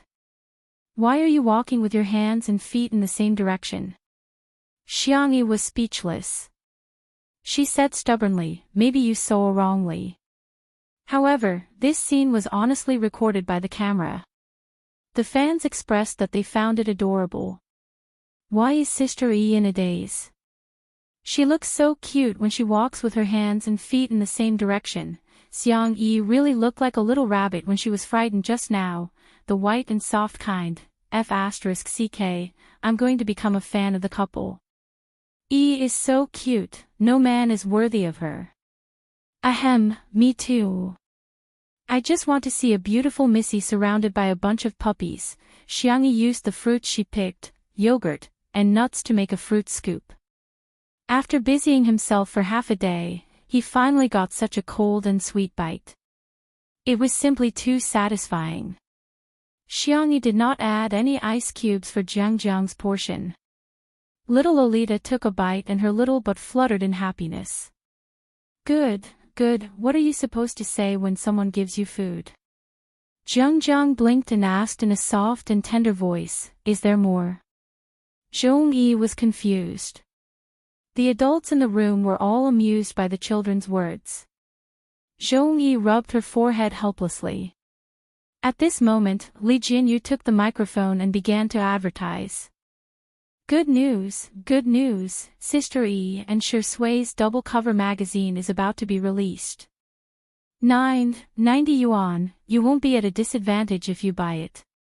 Please buy it on the official Weibo account of my style. Also, please pay me the advertising fee. Li Jianyu hereby kneels down and thanks the sponsor. The netizens watching the live stream were appalled. Son, you're so good at advertising. Ha ha ha ha. It's finally going to be released. Buy. I must buy it. The photo of Shui holding onto Sister Yi's leg and refusing to kiss her, I bet that photo must be the cover. Damn it. Everyone, go to Weibo. My style is up to something. They've actually separated the male and female versions into AB and AB versions. The two covers are different. Chapter 363. Everyone flocked to Weibo, only to discover that 2 minutes ago, the official account of My Style had updated its status. My Style V, hashtag Shui and Xiangyi Jun cover hashtag I've waited for thousands of years just to meet you at this moment. Mass is not proportional to volume. She attracts me with a mass that far exceeds that of the earth. I want to fall into hell with her. However, at the end of the endless abyss, I see a star. Shui v Xiangyi v. The men's edition A is trapped, the women's edition B is sinking, and the physical edition is shackled by morning star. There were also 3 pre-sale links at the end of the Weibo post, 2 for electronic issues and 1 for physical issues, which would go on sale at 12:00 sharp. MS Magazine usually sold 1 electronic issue and 1 physical issue, but this was the first time there were separate editions for men and women. Many netizens immediately began cursing. Are they crazy about money? I'm going to vomit. What kind of unscrupulous magazine company is this? They brag about the fan economy every day. Do they really take their fans for fools? We're not leaks. However, someone sensed something unusual. Are the 3 versions of the photo the same? If they are, it doesn't make sense for them to sell the same photos 3 times, does it? This question was quickly answered by the official Weibo account. Dear, all 3 versions of the photo are different. And they all have their own focus. Cute, cute. In an instant. Those who knew what was going on immediately understood. In addition to the cover of the magazine, the 2 of them also had an interview, and there were at least several photos in the inside pages. For the male version, there should be more photos of Shi Sui. For the female version, there should be more photos of Xiangyi. As for the physical issue, there should be more photos of the 2 of them. In this case, fans could purchase according to their needs. In a sense, it could also be said to be a personalized service. However, the CP fans wailed. What should I do? I want all 3 versions. Only children make choices. Adults choose to buy all of them. The buyers are not as good as the sellers. Pfft. Unscrupulous merchants. I'll buy it, okay. Collecting and hoarding are human instincts, so I'm just following my instincts and not spending money recklessly. There were also many discussion posts on the well-known gossip forum, Melon, mainly about which version would sell the most. A Shi Sui sister showed up and posted a very professional analysis post. Title, Prediction, Shi Sui version A will sell first, not me eating a keyboard live. Text, combining the data before the age of 10, there is no doubt that he is the absolute ceiling for male artistes. The sales volume of the previous few magazine covers has set records, not to mention the ability to increase luxury goods. He is the kind that even the little fresh meats can't beat. The drawings and tables are as follows. As for the other vase fairy, she had only released 1 single since her debut, and her electronic sales were a joke. Her endorsements were alright, but her sales were mediocre. On the other hand, she inexplicably became popular with dishwashers and electric barbecue plates. She could be considered to have some ability to sell goods. However, a C-lister was a C-lister. How could the light of a firefly compete with the brilliance of the bright moon? Of the 3 versions, Shi Sui version A is the best seller, the double cover version is the second best seller, and the vase fairy version B is the 3rd best seller. By the way, according to MS's usual practice, the first batch of links will probably be about 100,000 copies. I predict that the Shi Sui version A will definitely sell out in seconds. As for the double cover version and the vase fairy version B, I suggest the vase fairy's fans hurry up and raise funds. The post soon reached the top of the trending section, and there were more than 1,000 replies. At this moment, it was 12 o'clock. Chapter 364. In the entertainment industry, the sales volume of a magazine was, in a sense, equivalent to the commercial value of a celebrity. The so-called instant sales meant that the sales volume was within a minute or a few minutes. The higher the sales volume, the greater the purchasing power of the fans, and the greater the celebrity's ability to sell goods. Shi Sui's fans rubbed their hands in glee and clicked on the purchase button as soon as the electronic magazine was put on the shelves. The Shi Sui sister who posted the post bought Shi Sui edition A and refreshed the page to find that there were no more copies in stock. She clicked on the link to the physical magazine, only to find that there were not many copies in stock. She then clicked on Xiangyi edition B and found that there were still more than 90,000 copies in stock. Pfft. The girl in front of the screen laughed out loud and immediately took a screenshot and edited it into the main text of the post. Main text, Shi Sui edition A has been sold out. Looking at my purchase record, it should have been achieved in about 2 minutes also. Thank you to the Vase Fairy for contributing to our joke of the year. Her commercial value is about 0. I suspect that her fans are fake fans. However, she was confused by the netizens' replies. Ha ha ha, as long as you're happy. Are you there? Is there something wrong with your eyesight? Another one has gone crazy. Take her away, she's hopeless. She was puzzled until she refreshed the forum and found a post titled, "Have a Taste of the Strongest Fan Club in History." Rewind time to a few minutes ago. On Weibo, Yan Nai and his father, Yan Zhenhua, reposted the Weibo post of MS Magazine. Yan Zhenhua, ha ha ha, little girl, have you grown up? I'm craving it. I'll buy a few copies as payment for my food expenses. Yan Nai, sister, I'll give you all my New Year's money to support you. Clench your fists. Then, the boys of C7 followed suit. Jiang Chen, sister, you're so beautiful. I love edition B. Shen Ci, sister's magazine, I have to buy it. Soon, Yin Zhengxue and her husband also reposted the post. Yin Zhengxue, wow, our little cutie looks so good in this photo. I'm going to buy it for my collection. Xingguang, my wife is right. Then, it was Xiangyi's family group. Little Uncle Xiang Feng yelled in the family group chat and forwarded the post. Bideo President V, little Xiangyi, I'll cover your cover today. In the training room. Xiang Yu logged onto Weibo in the midst of his busy schedule. Logicsmog V, is there a PS expert? Later, please help me Photoshop a single photo of my sister. The price is negotiable. Abroad. Xiang Qi set an alarm and got up in the middle of the night. Hades V, my sister is the cutest in the world. I won't accept any rebuttal. At the Research Institute. Xiangli was in the middle of writing the latest research report when he suddenly stopped and said gently, sorry, give me a minute. I have to support my sister. Help. What was that?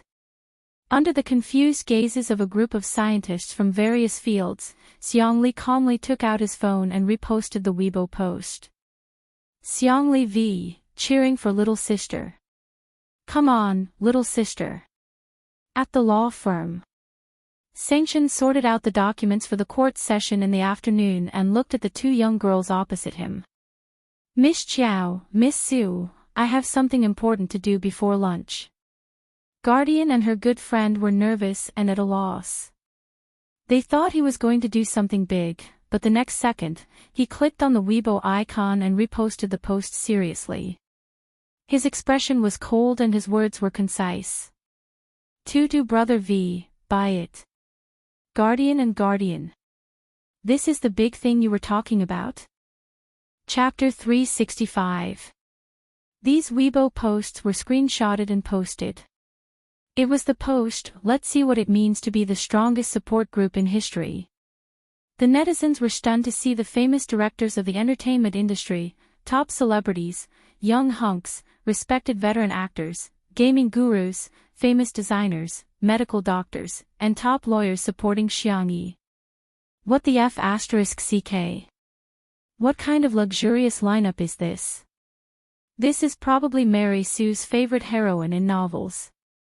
I just saw that the official Weibo accounts of the Chinese Folk Music Association and the Traditional Chinese Medicine Association have also reposted it. There was no need to mention how envious the other fans were. This kind of support was really not something that everyone could get. Shui's sister, who had posted just now, gritted her teeth in front of the screen. She was a fan of Shui, but she was also an anti-fan of Xiangyi. She was extremely upset about the two of them being a couple, so she couldn't stand Xiangyi at all. She couldn't help but mock and ridicule under the post. So what if there are so many people supporting her? Every one of them was just talking. Why don't they buy it? Our Shui sold it in 2 minutes. What about her? Can she sell it out in 200 years? Smiley face. As soon as she posted it, she was rebuked. The data hasn't been tabulated yet. I clicked on it a minute ago, but I didn't manage to buy it. However, the inventory page is malfunctioning, and it keeps showing more than 90,000 copies. Ha, keep bragging. Can the vase fairy be that impressive?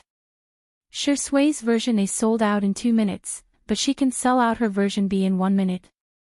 Isn't she afraid that others will laugh at her? She snorted and replied sarcastically, Her.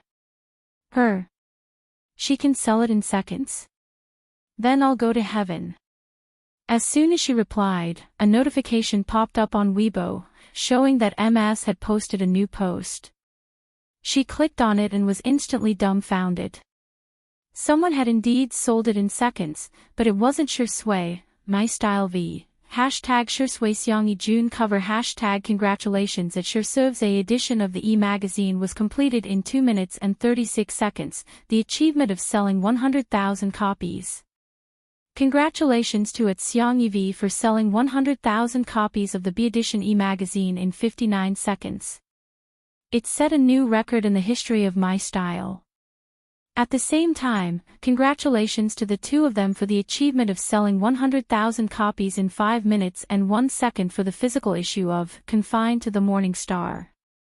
The entire circle was in an uproar. Female artist, 59 seconds, 100,000 copies. Good heavens, even if there was support, this number was still shocking. When Xiangyi's fans saw this Weibo post, they all felt proud. Sister E is so outstanding. Roaring at the top of his lungs, SOSO, low key, low key. Our EZ isn't that impressive, awesome. It felt so good. After being slandered for so long, he could finally hold his head high.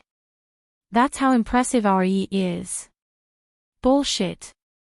Someone even tagged Shui's sister. Ha ha ha, does your face hurt, you there? Is the keyboard ready? If not, I'll send you one. I heard that you're going to heaven. I've prepared the sunflower seeds and a small stool. When are you going to perform? That person didn't reply for a long time. After a while, everyone realized that she had actually deleted her account. She can't afford to play, can she? Some were happy while others were worried. Untimely Weibo was a hot topic. Who still remembers that it's a double cover this time? Sob, sob, sob, sob. Are we too lousy? The sales are actually at the bottom. No. Sisters.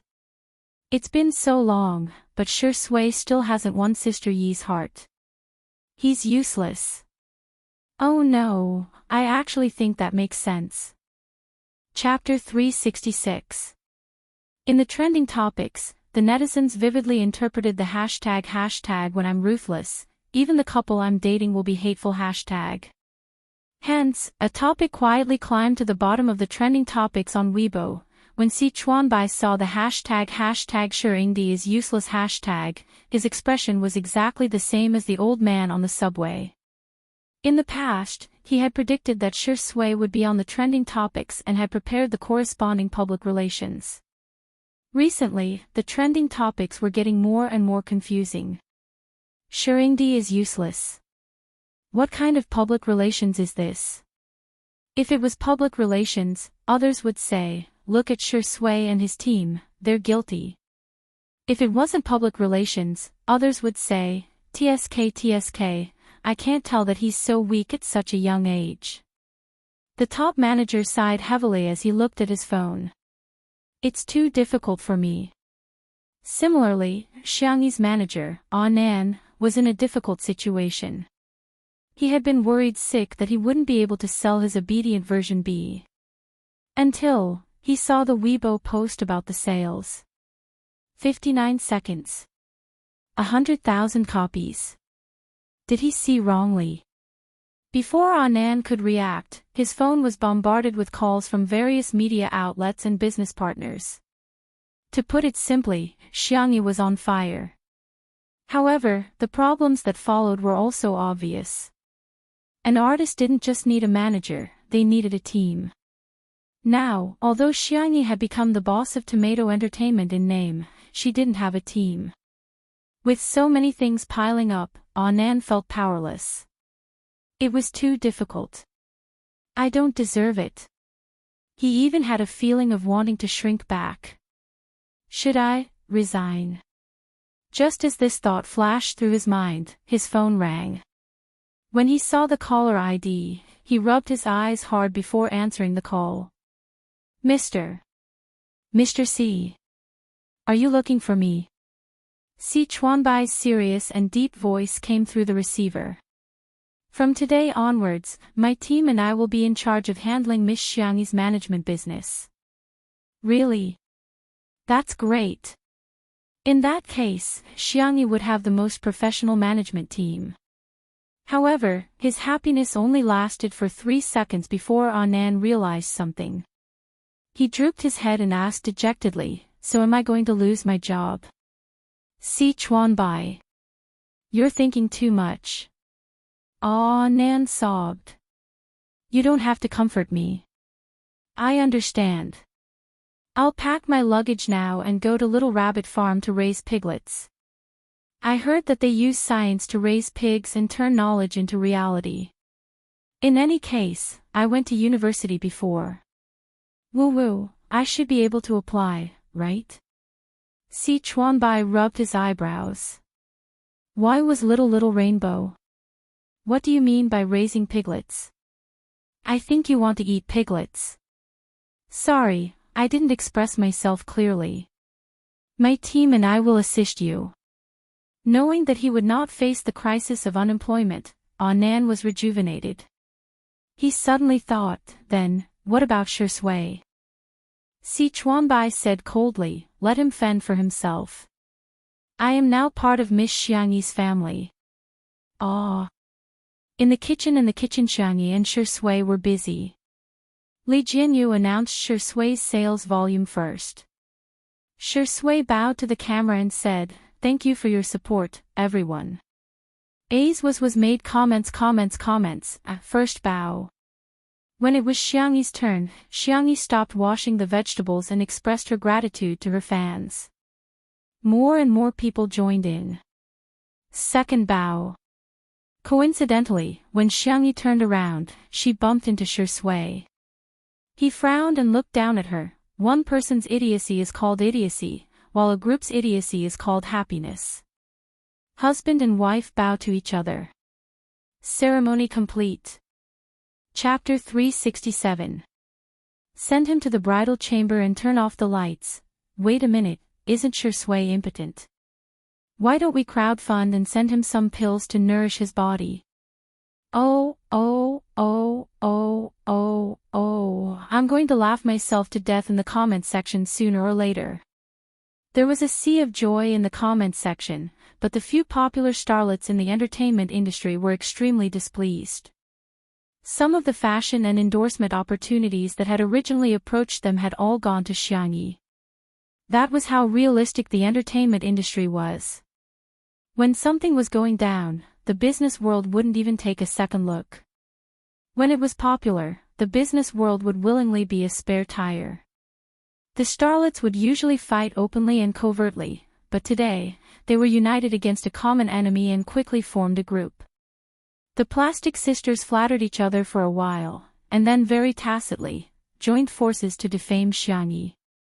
Soon, a lot of negative news about Xiangyi appeared on the internet. What kind of sales legend is this? It's all fake. After removing the fake news, it's already good enough for someone to sell 1,000 magazines. Well, a certain Xiang actress has a bunch of rich brothers. Of course she can buy as many magazines as she wants, commercial value. Sorry, the vase fairy really doesn't have any. It's all fake prosperity. Would there really be an idiot who would believe that she has fans? She might be fine if one person scolded her, but if a group of people scolded her, there must be something wrong with her. Otherwise, why would they scold her instead of others? The companies behind the starlets all had a lot of marketing accounts, which undoubtedly came in handy at times like this. They were ridiculing Xiangyi from all angles, as if the 100,000 copies sold by her brothers were all fake figures. Commercial value was an important standard in the business world to measure artists. Seeing so much negative public opinion on the internet, some brands couldn't help but back out. Looking for Xiangyi might not be a good choice. She was popular, but she was a little too black-red. After all, no one wanted to find a spokesperson who would attract criticism. Besides, her figures were too exaggerated. In the entertainment industry, male artists had always been the ones who outsold female artists. Since when had female artists ever outsold male artists? At the critical moment, an overseas vlogger posted on Weibo, which attracted the attention of netizens. Nowadays, there were many overseas artists, internet celebrities, vloggers, and so on Weibo. Some of them managed their accounts well and had a considerable number of fans. It just so happened that the vlogger who posted on Weibo would usually share her outfits, skincare, and so on. She had more than 2 million fans. Luna V, hey, I want to ask, can anyone help me buy this? My friends like her very much. There was a picture. It was a screenshot of my style Xiangyi Edition B. The netizens. Is Xiangyi S do overseas vloggers? S.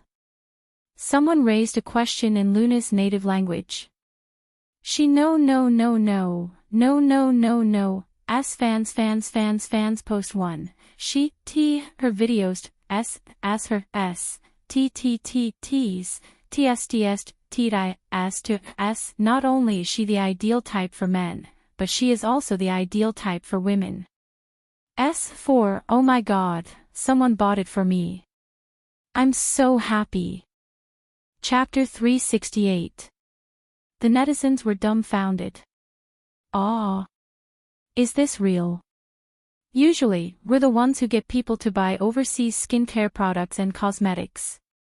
Now, foreigners are getting people to buy our female artists' magazine covers. At first, some people thought that it was just a publicity stunt. However, some overseas students posted screenshots of overseas magazines, which made people realize how terrifying Xiangyi's popularity was overseas. I'm shocked.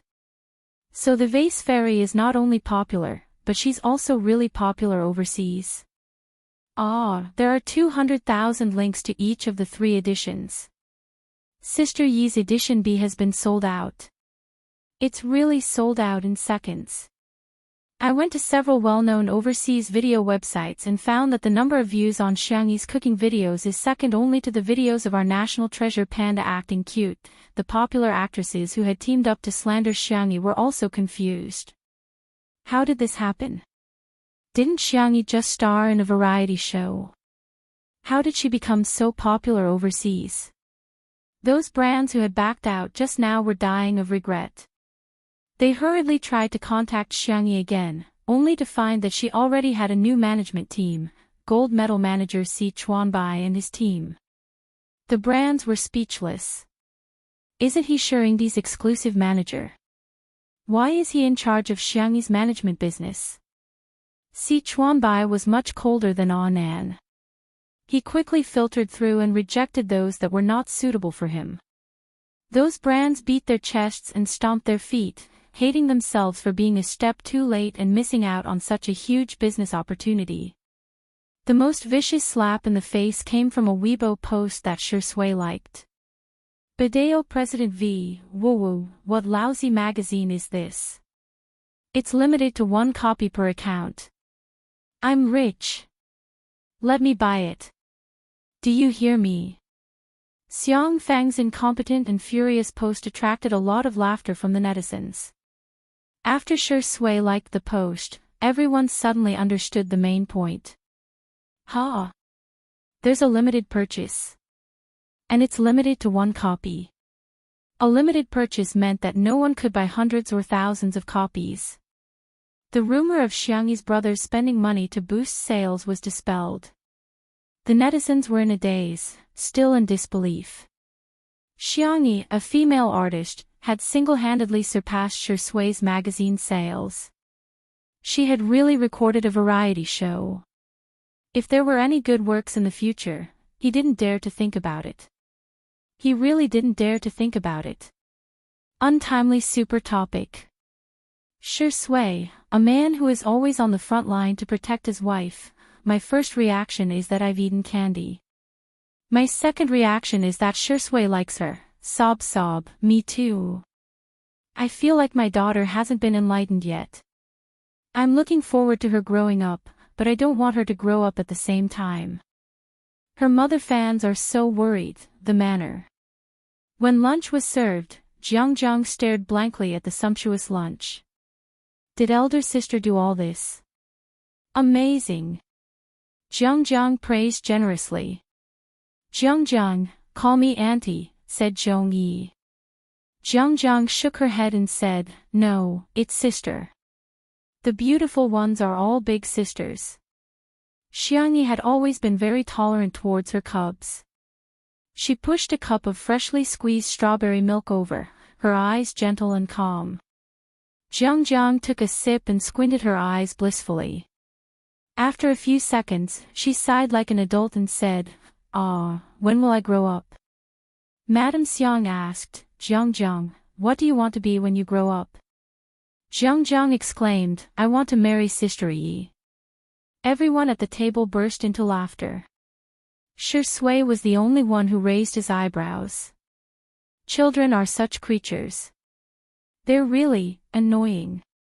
Chapter 369. The netizens watching the live stream were appalled. It's time for the mukbang live stream. Reporting, the takeout has been ordered and the milk tea is ready. Get ready to eat. Over, ha. Shi Sui's eyebrows are so soulful. He's not going to be jealous of children, is he? Zhong Yi was shocked by the delicious food on the table. Did you make all these? Xiangyi didn't take the credit. Shi Sui and I made them together. Shi Sui said, I'm just an assistant.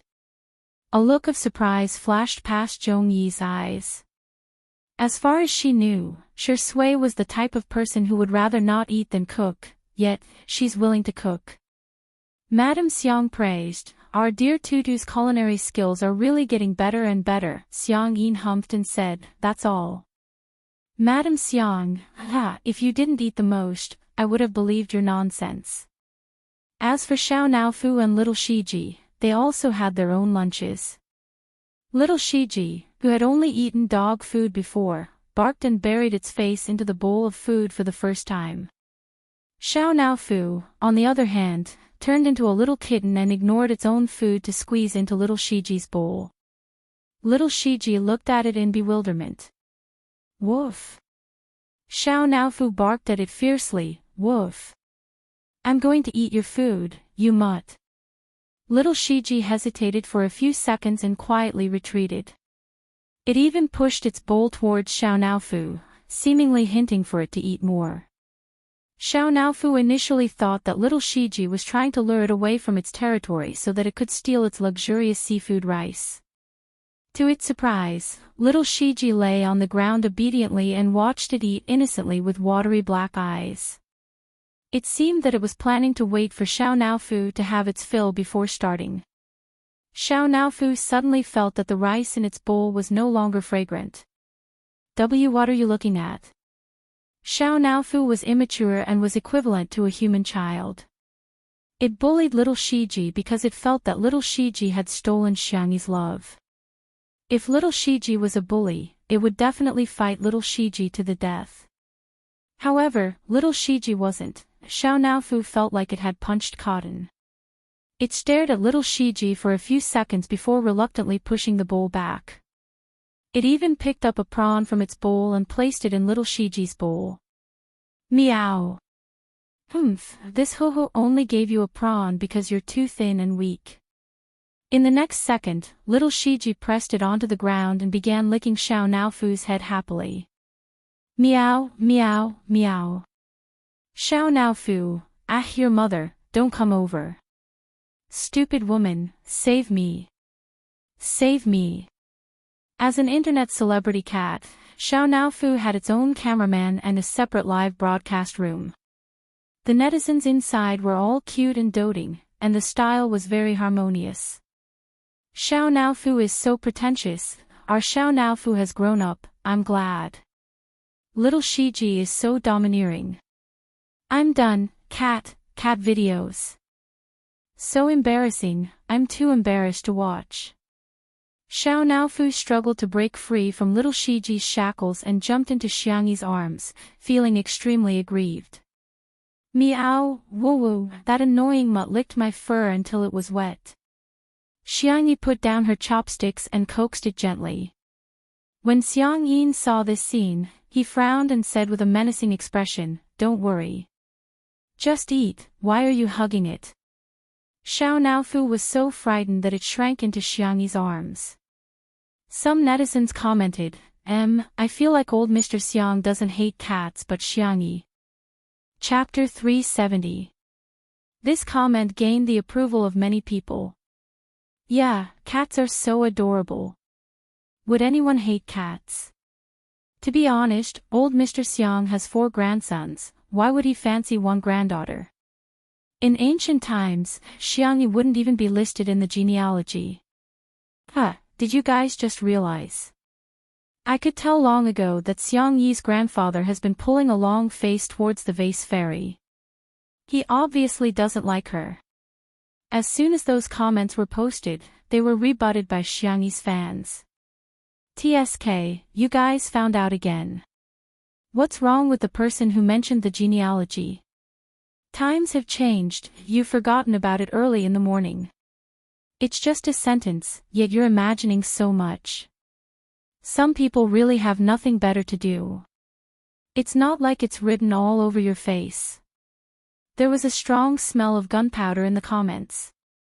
Nowadays, the live stream industry was very developed and the stress that had nowhere to be released in reality was easily vented on the internet. In reality, the mistakes of others could still be tolerated. However, in the online world, as long as there was a slight flaw, they would deal a heavy blow. Xiangyi coaxed Xiao Naofu for a while before placing it on the ground. Xiang Yin immediately said, "Go wash your hands. Use disinfectant and hand sanitizer. Wash your palms as well as the back of your hands. Pets had germs on them and it would be bad if they got infected." His granddaughter's health was the most important thing in the world. When everyone heard his words, they felt that Xiang Yin was being too strict.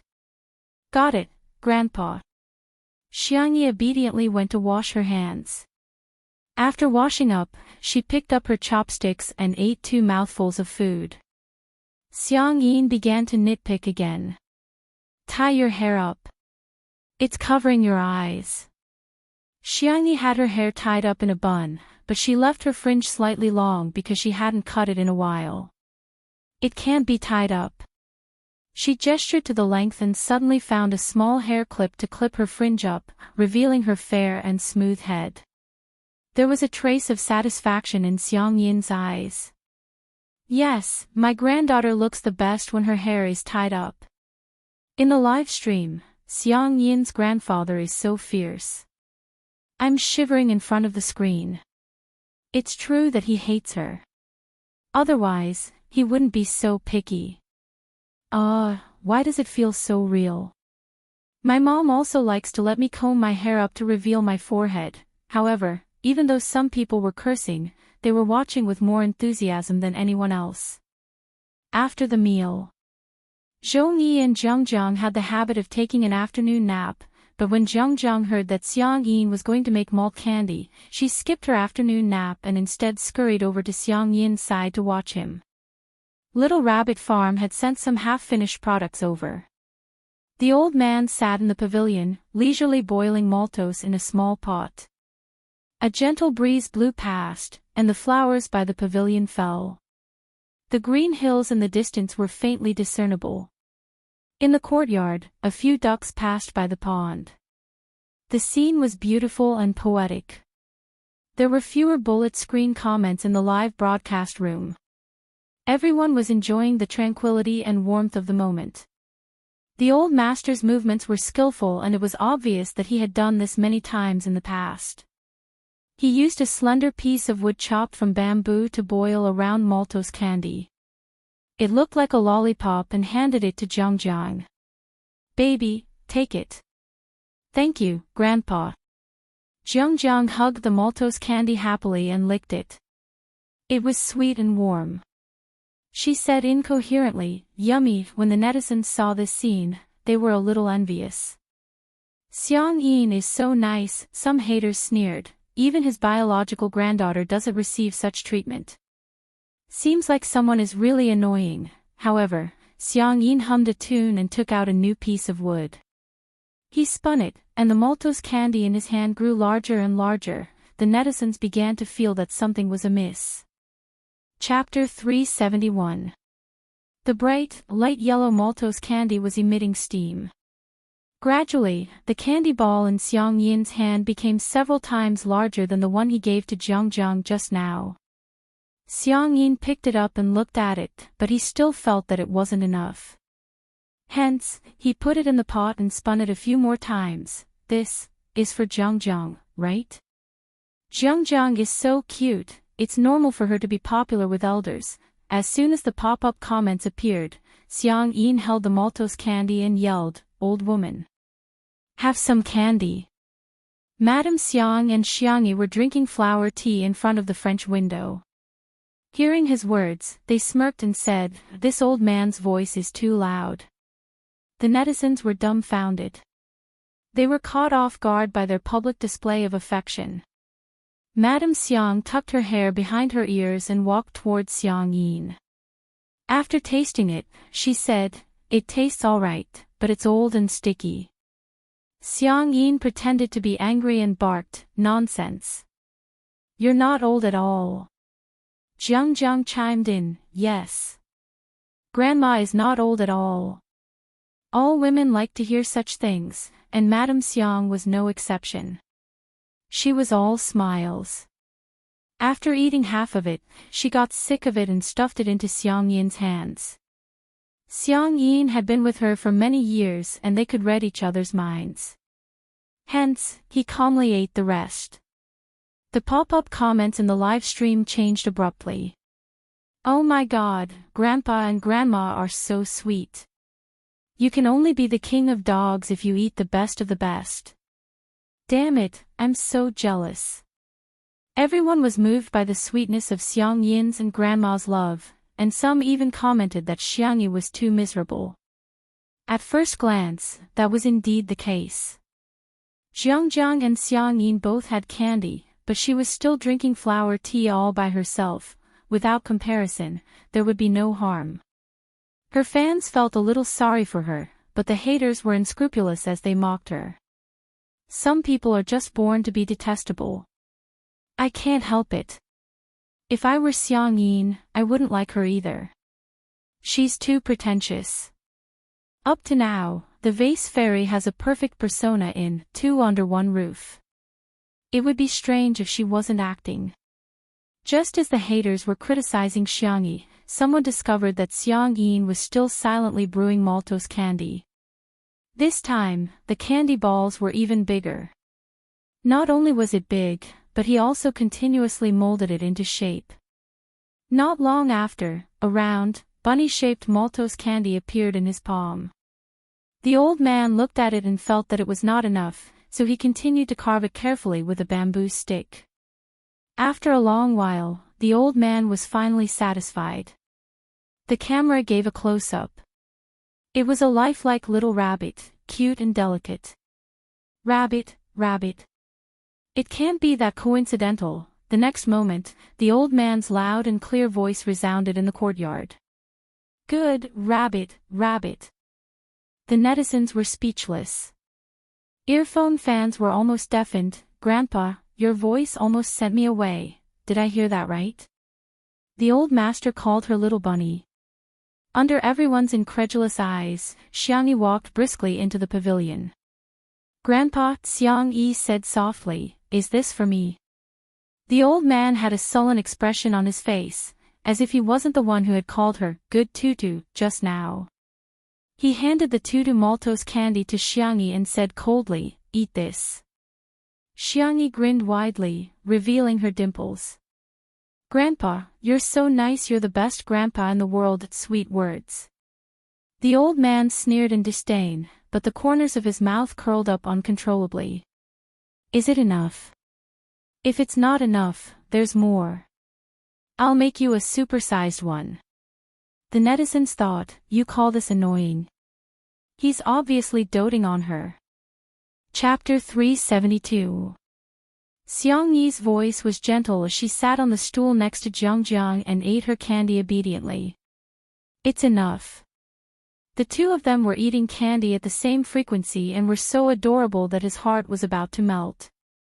The smile on Xiang Yin's face deepened. Madame Xiang teased, "Hey, didn't someone say that he hasn't forgiven Tutu yet?" Xiang Yin's expression changed immediately and he stopped smiling. He said coldly and sternly, "Humph. Don't think that I've forgiven her. Now, I've forgiven her at most 2%. Madame Xiang said, "Last time, it was 1% and this time, it's only 2%. Is a meal worth 1%? Then wouldn't my dear Tutu have to cook 98 meals for you?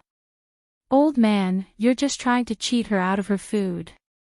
The netizens in the live stream were amused by old Mrs. Xiang's words. "Ha ha ha ha, old Mrs. Xiang is so sarcastic. Why did you say that you've forgiven her? What did Xiang Yi do? I suddenly feel that Xiang Yin is the arrogant one. Compared to Sister Yi's brothers, he's so weak." In the apartment, Qin Wanyan, who had recently suspended her work, was watching, two under one roof, as if she had been possessed. As long as Xiang Yi appeared on screen, she would crazily post negative comments, bicker, nitpick, and make sarcastic remarks. Why is Xiang Yi doing so well and becoming more and more popular? Didn't I end up having to suspend my work and suffer a drop in popularity because of a slip of my hand?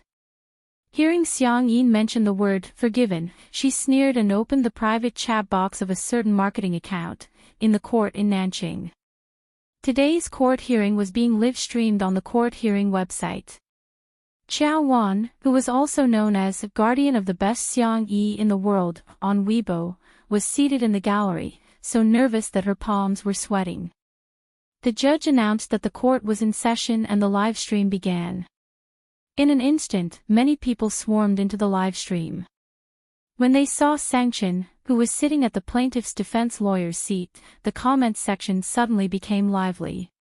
"Ah, Xiang Yin's suit is so classy. This is Lawyer Xiang's first court appearance in years, right? It's my first time watching a live trial. I'm a little nervous for some reason." The case was quickly sorted out. Qiao Wan's good friend, Xiao Su, got first place in the written interview when she applied for a job.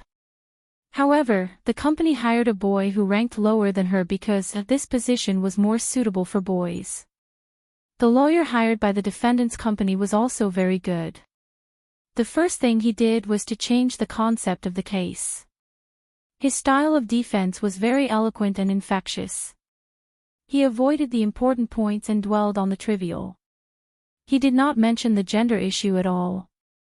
In conclusion, the defendant refused to admit the plaintiff not because of the plaintiff's gender, but because the plaintiff's overall ability was insufficient. Xiao Su's face was pale. The failure of the interview was a huge blow to her. Now that she was going to suffer a second blow, she felt a little uncomfortable physically and mentally. Taking advantage of her poor state, the company's representative attacked her without restraint. "We think that Miss Su has a social disorder."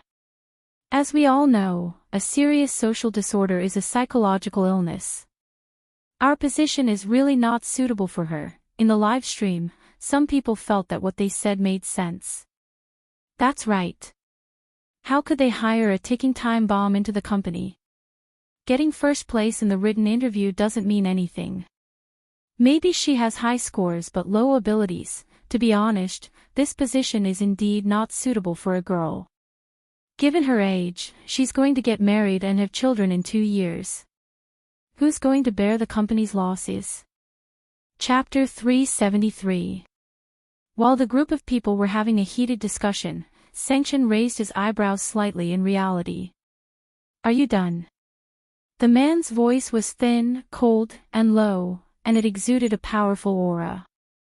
The two people in the dock subconsciously shut up. By the time they came back to their senses, they realized that they had somehow listened to Sanction's words. Sanction got up and retorted without even looking at the document. Does the first place in the written test mean that you're not competent enough? In that case, I'm afraid I have to question the professional competence of your company's interviewers. As for mental illness, that's a personal attack. Who says that everyone has to be extroverted? It's precisely because of introverted people that there's diversity. No matter what personality they have, they deserve to be respected. If the person who came in first place in the written test was a man, would you still hire a woman who ranked lower? The answer is obviously no. Not only are you violating the law, you're also morally laughable. After a pause, he sneered. The people in the live stream were dumbfounded and it took a while for the pop-up comments to come back. Damn, Sengchen is so sharp-tongued. If you're not good at literature, you can think of one sentence: Lawyer Xiang is awesome. Well said. He's reasonable and polite. It's a textbook defense. Qiao Wan could no longer hear what the judge said to the defendant's lawyer. The only thing she could see was the tall and imposing figure. He's so suave. Sangchen's style of defense was just like his personality. He hit the nail on the head and was cold and sharp. After a few rounds, he had already gained the upper hand. Xiao Su, who was initially hanging her head low, slowly raised her head and subconsciously straightened her back. Yes, I'm not as bad as the other party. Having regained her confidence, Xiao Su's gaze became resolute. The netizens in the live stream were infected and they began leaving comments to cheer her on. A case of this level was not difficult for Xiang Qin at all. Very quickly, he slayed everyone in the room with a crushing manner. He adjusted his tie with his well-defined fingers and listened coldly to the judge announce the results of the trial. In the end, Xiao Su won the lawsuit. Although she did not receive much compensation, she smiled for the first time in days.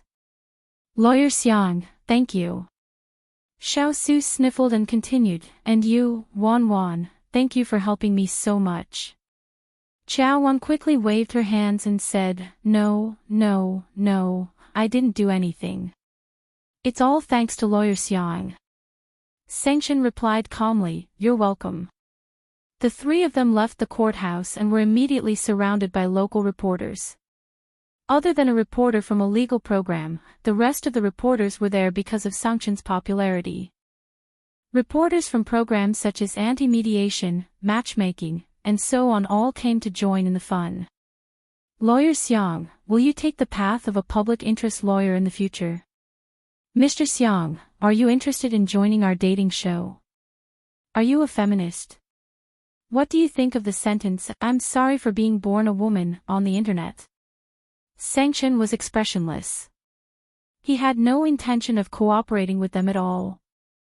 However, when he heard a certain question, his eyebrows furrowed. Regardless of whether you were born a woman or a man, there's nothing to be sorry about.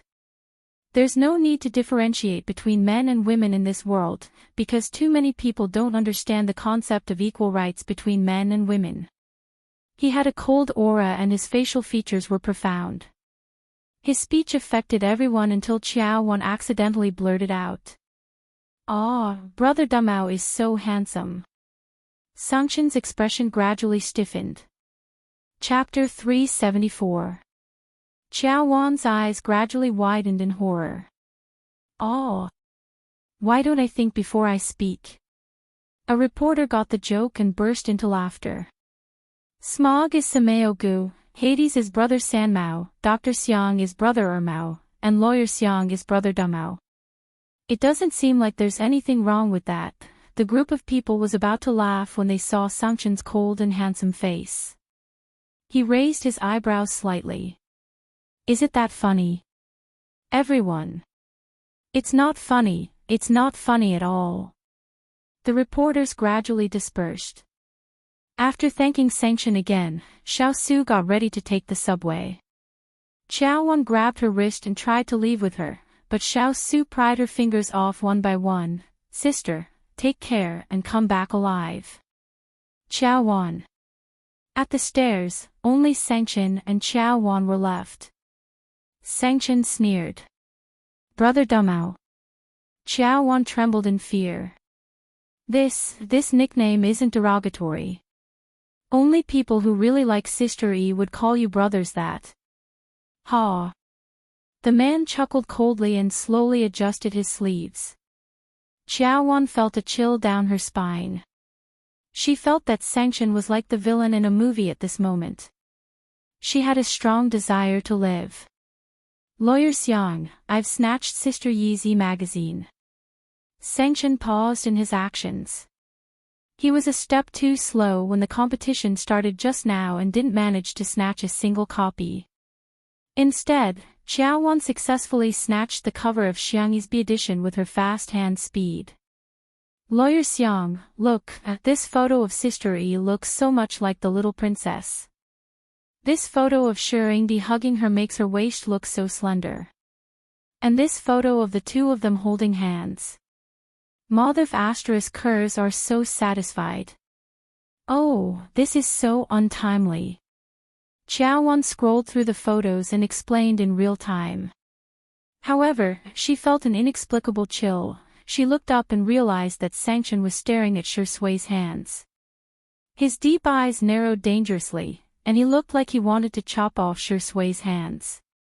Xiao Wan gulped and tried to explain. Actually, a two-person cover is already considered a very small. There were some double covers, some kissing scenes, and some seductive driving poses. In her opinion, the photos of Xiang Yi and Shi Sui couldn't even be considered as baby strollers. However, in Xiang Chen's eyes, Shi Sui was already a dead man. In order to ease the suffocating atmosphere, Xiao Wan dug out a video that was later released by Ms. Magazine. This is edited using behind-the-scenes footage. I heard that it's from the perspective of the vampire, Shi Sui. The previous video released by Ms. Magazine was mainly from the perspective of the little princess. This time, it was the other way around. She clicked on it and saw that it was still in a retro dark style. The young and handsome vampire was dressed in a gorgeous and exquisite retro suit. He happened to encounter the innocent the little princess in the forest. His nonchalant gaze slowly became extremely aggressive. He wanted to destroy that purity. Then, it was a step-by-step calculation. However, what the vampire didn't expect was, he was the first to fall into her trap. Rather than saying that he led the little princess to fall into his trap, it was more accurate to say that he fell into the sweet trap of the little princess. Just right. It echoed the theme of falling into his trap and deep in his trap. The scene changed to a dim and beautiful castle. The vampire held the back of the little princess's head tightly, and the scene of them kissing was seductive. Unexpectedly, in the next second, the little princess grabbed his tie. Her fair and soft fingers curiously and innocently touched his Adam's apple. Then, they moved down bit by bit. The two of them looked at each other. The video stopped abruptly. Chapter 375. Xiao Wan suppressed her excitement and finished watching the video. When the video ended, she shuddered and sobered up all of a sudden. It's over, it's over. Sister Yi's flirting is sweet, but will Lawyer Xiang beat his sister up too? Xiao Wan was on tenterhooks when she heard a gritting voice coming from above her head. My tutu has been led astray just like that. Xiao Wan, huh? Instead of learning from the good, you're learning from the bad. Xiang Chen cracked his fingers and sneered. You're a dog. It was obvious who he was referring to. Xiao Wan suddenly felt that Shi Sui was going to lose his leg. As soon as the Weibo post was posted, the comment section exploded. Oh my god, what kind of amazing editing is this? The little princess has fallen into depravity, but she's also a vampire immortal. Sisters, you like her so much. Damn, damn, damn. Shi Sui's gaze was so lustful when Sister Yi touched his Adam's apple in the last scene. If it weren't for the fact that they were filming, Shi Sui would have eaten braised tutu. Tutu is so adorable. Wouldn't it be more delicious if she was steamed in hot water? I miss Sister Yi's cold rabbit soup. When can Little Rabbit Farm come out with a similar dish? What kind of magic does Sister E have to make you guys change the topic like that? Xiangyi's flirting was treated as a trump card. And now, the trump card had worked. The third and fourth batch of links were still selling like hotcakes. Those who were close to the warehouse where the physical copies of the magazines were distributed quickly received the physical copies. The cover of Morning Star used a photo of Xiangyi tugging at Shui's necktie.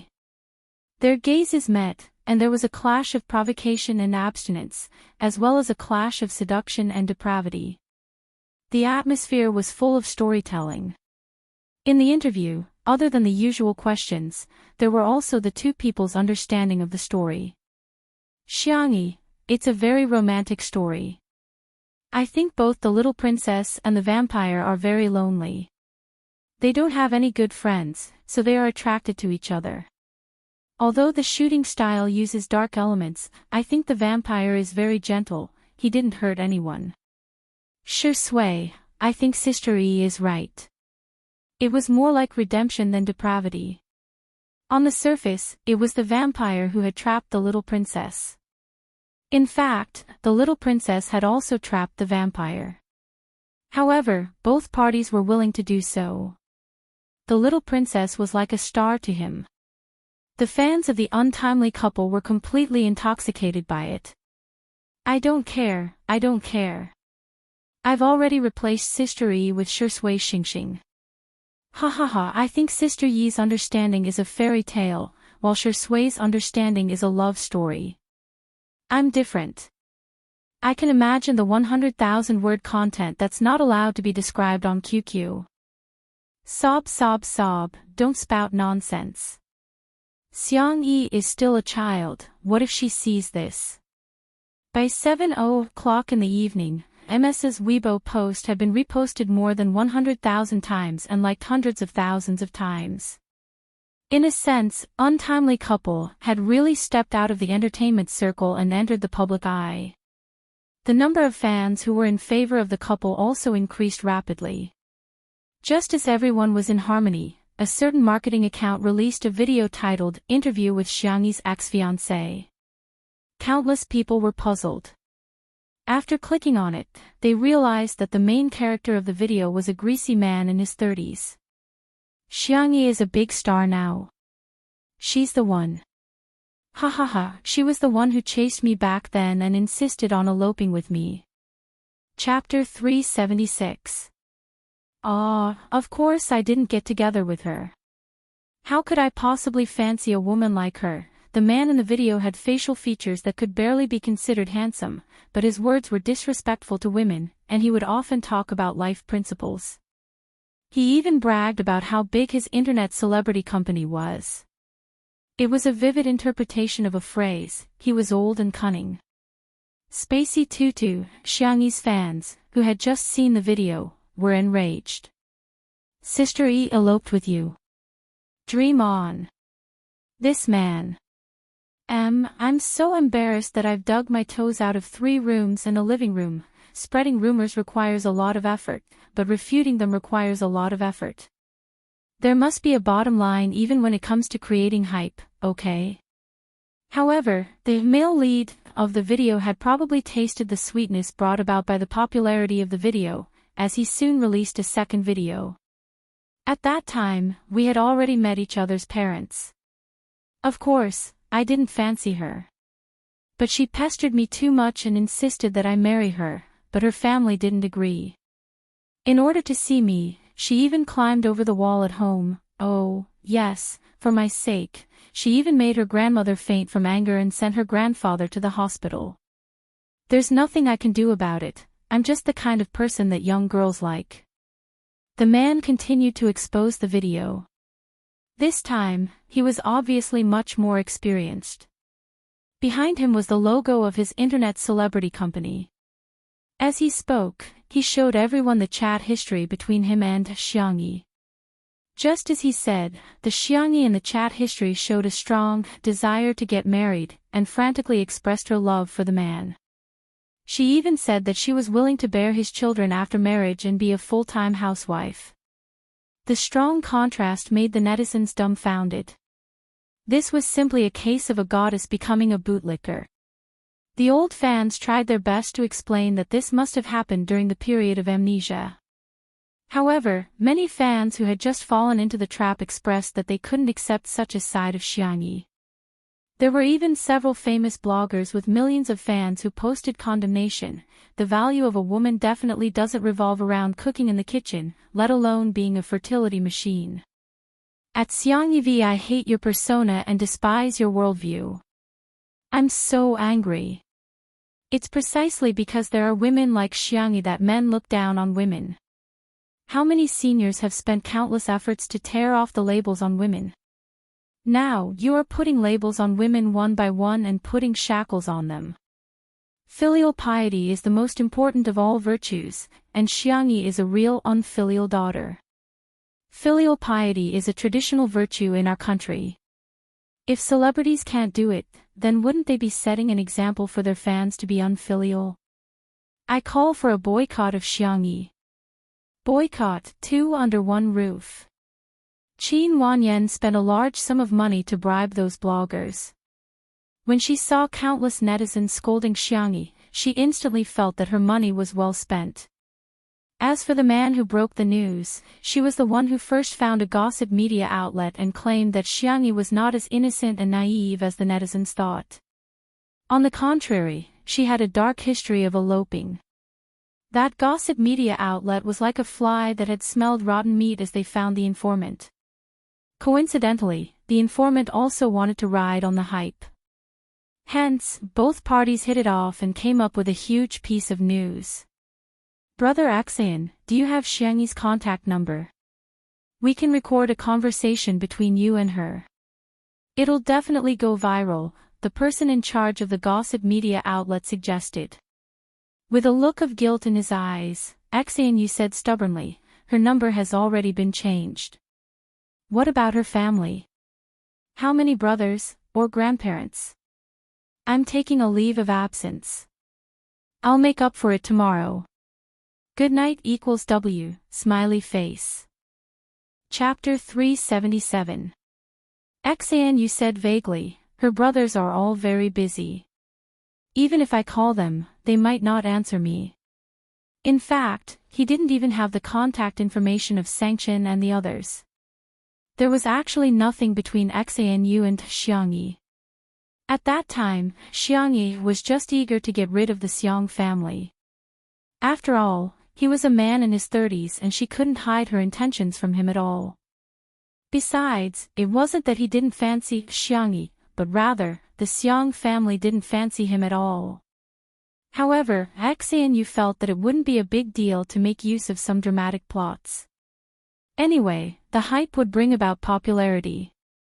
In just a short while, there were plenty of small internet celebrities who wanted to sign a contract with his company. What about Xiangyi's grandparents? They're doing a live broadcast. If you call them, the popularity will definitely be explosive, the person in charge of the gossip media said. They were not philanthropists. They were taking such a huge risk to expose the news for the sake of money. As for Axayan's life, it was not within their scope of concern. Think about it. If your company becomes the top in the industry and produces an online celebrity, you'll be more impressive than an entertainment star. As Axayan listened, he was tempted. I have her grandfather's number, but I can't guarantee that he will pick up. The person in charge was overjoyed. It's okay, it's okay. If he picks up, we'll write about it. If he doesn't, we'll write about it too. If he doesn't pick up, I'll write something like, Xiangyi's grandfather treats his granddaughter like dirt, abandons her like an old shoe, and doesn't care about her marriage at all. Axayan said, okay then. A few minutes later, in the gazebo of the manor, Xiangyin's cell phone rang. Good luck to you, good luck to you, good luck brings joy and love. The down-to-earth ringtone made the staff at the scene burst into laughter. In particular, Li Jianyu's goose-like laughter was very charming, causing the netizens in the live stream to criticize him. Xiangyin's ringtone is so cute. Son, others are singing, but you're laughing. Director, You don't laugh at my variety show, huh? Humph, I'll lead the way. Xiang Yin looked at the number on the screen. Although he was old, he had a photographic memory. He sneered and hung up the phone. Although Xiang Yin had a bad temper, he wouldn't hang up on others so rudely. Xiang Yi asked curiously, "Grandpa, what's the matter?" Xiang Yin said, "It's all because of that piece of dog skin rash that you provoked." Xiang Yi, ? Madame Xiang frowned and asked, "Xanu? Who else could it be other than him?" Upon hearing this unfamiliar name, Xiang Yi, who was biting the tutu candy, was dumbfounded. Li Jinyu explained tactfully, "Sister Yi is a man who claims to be your ex-fiancé. He's live streaming right now and he's calling your grandfather." It was obvious that he was trying to ride on her popularity.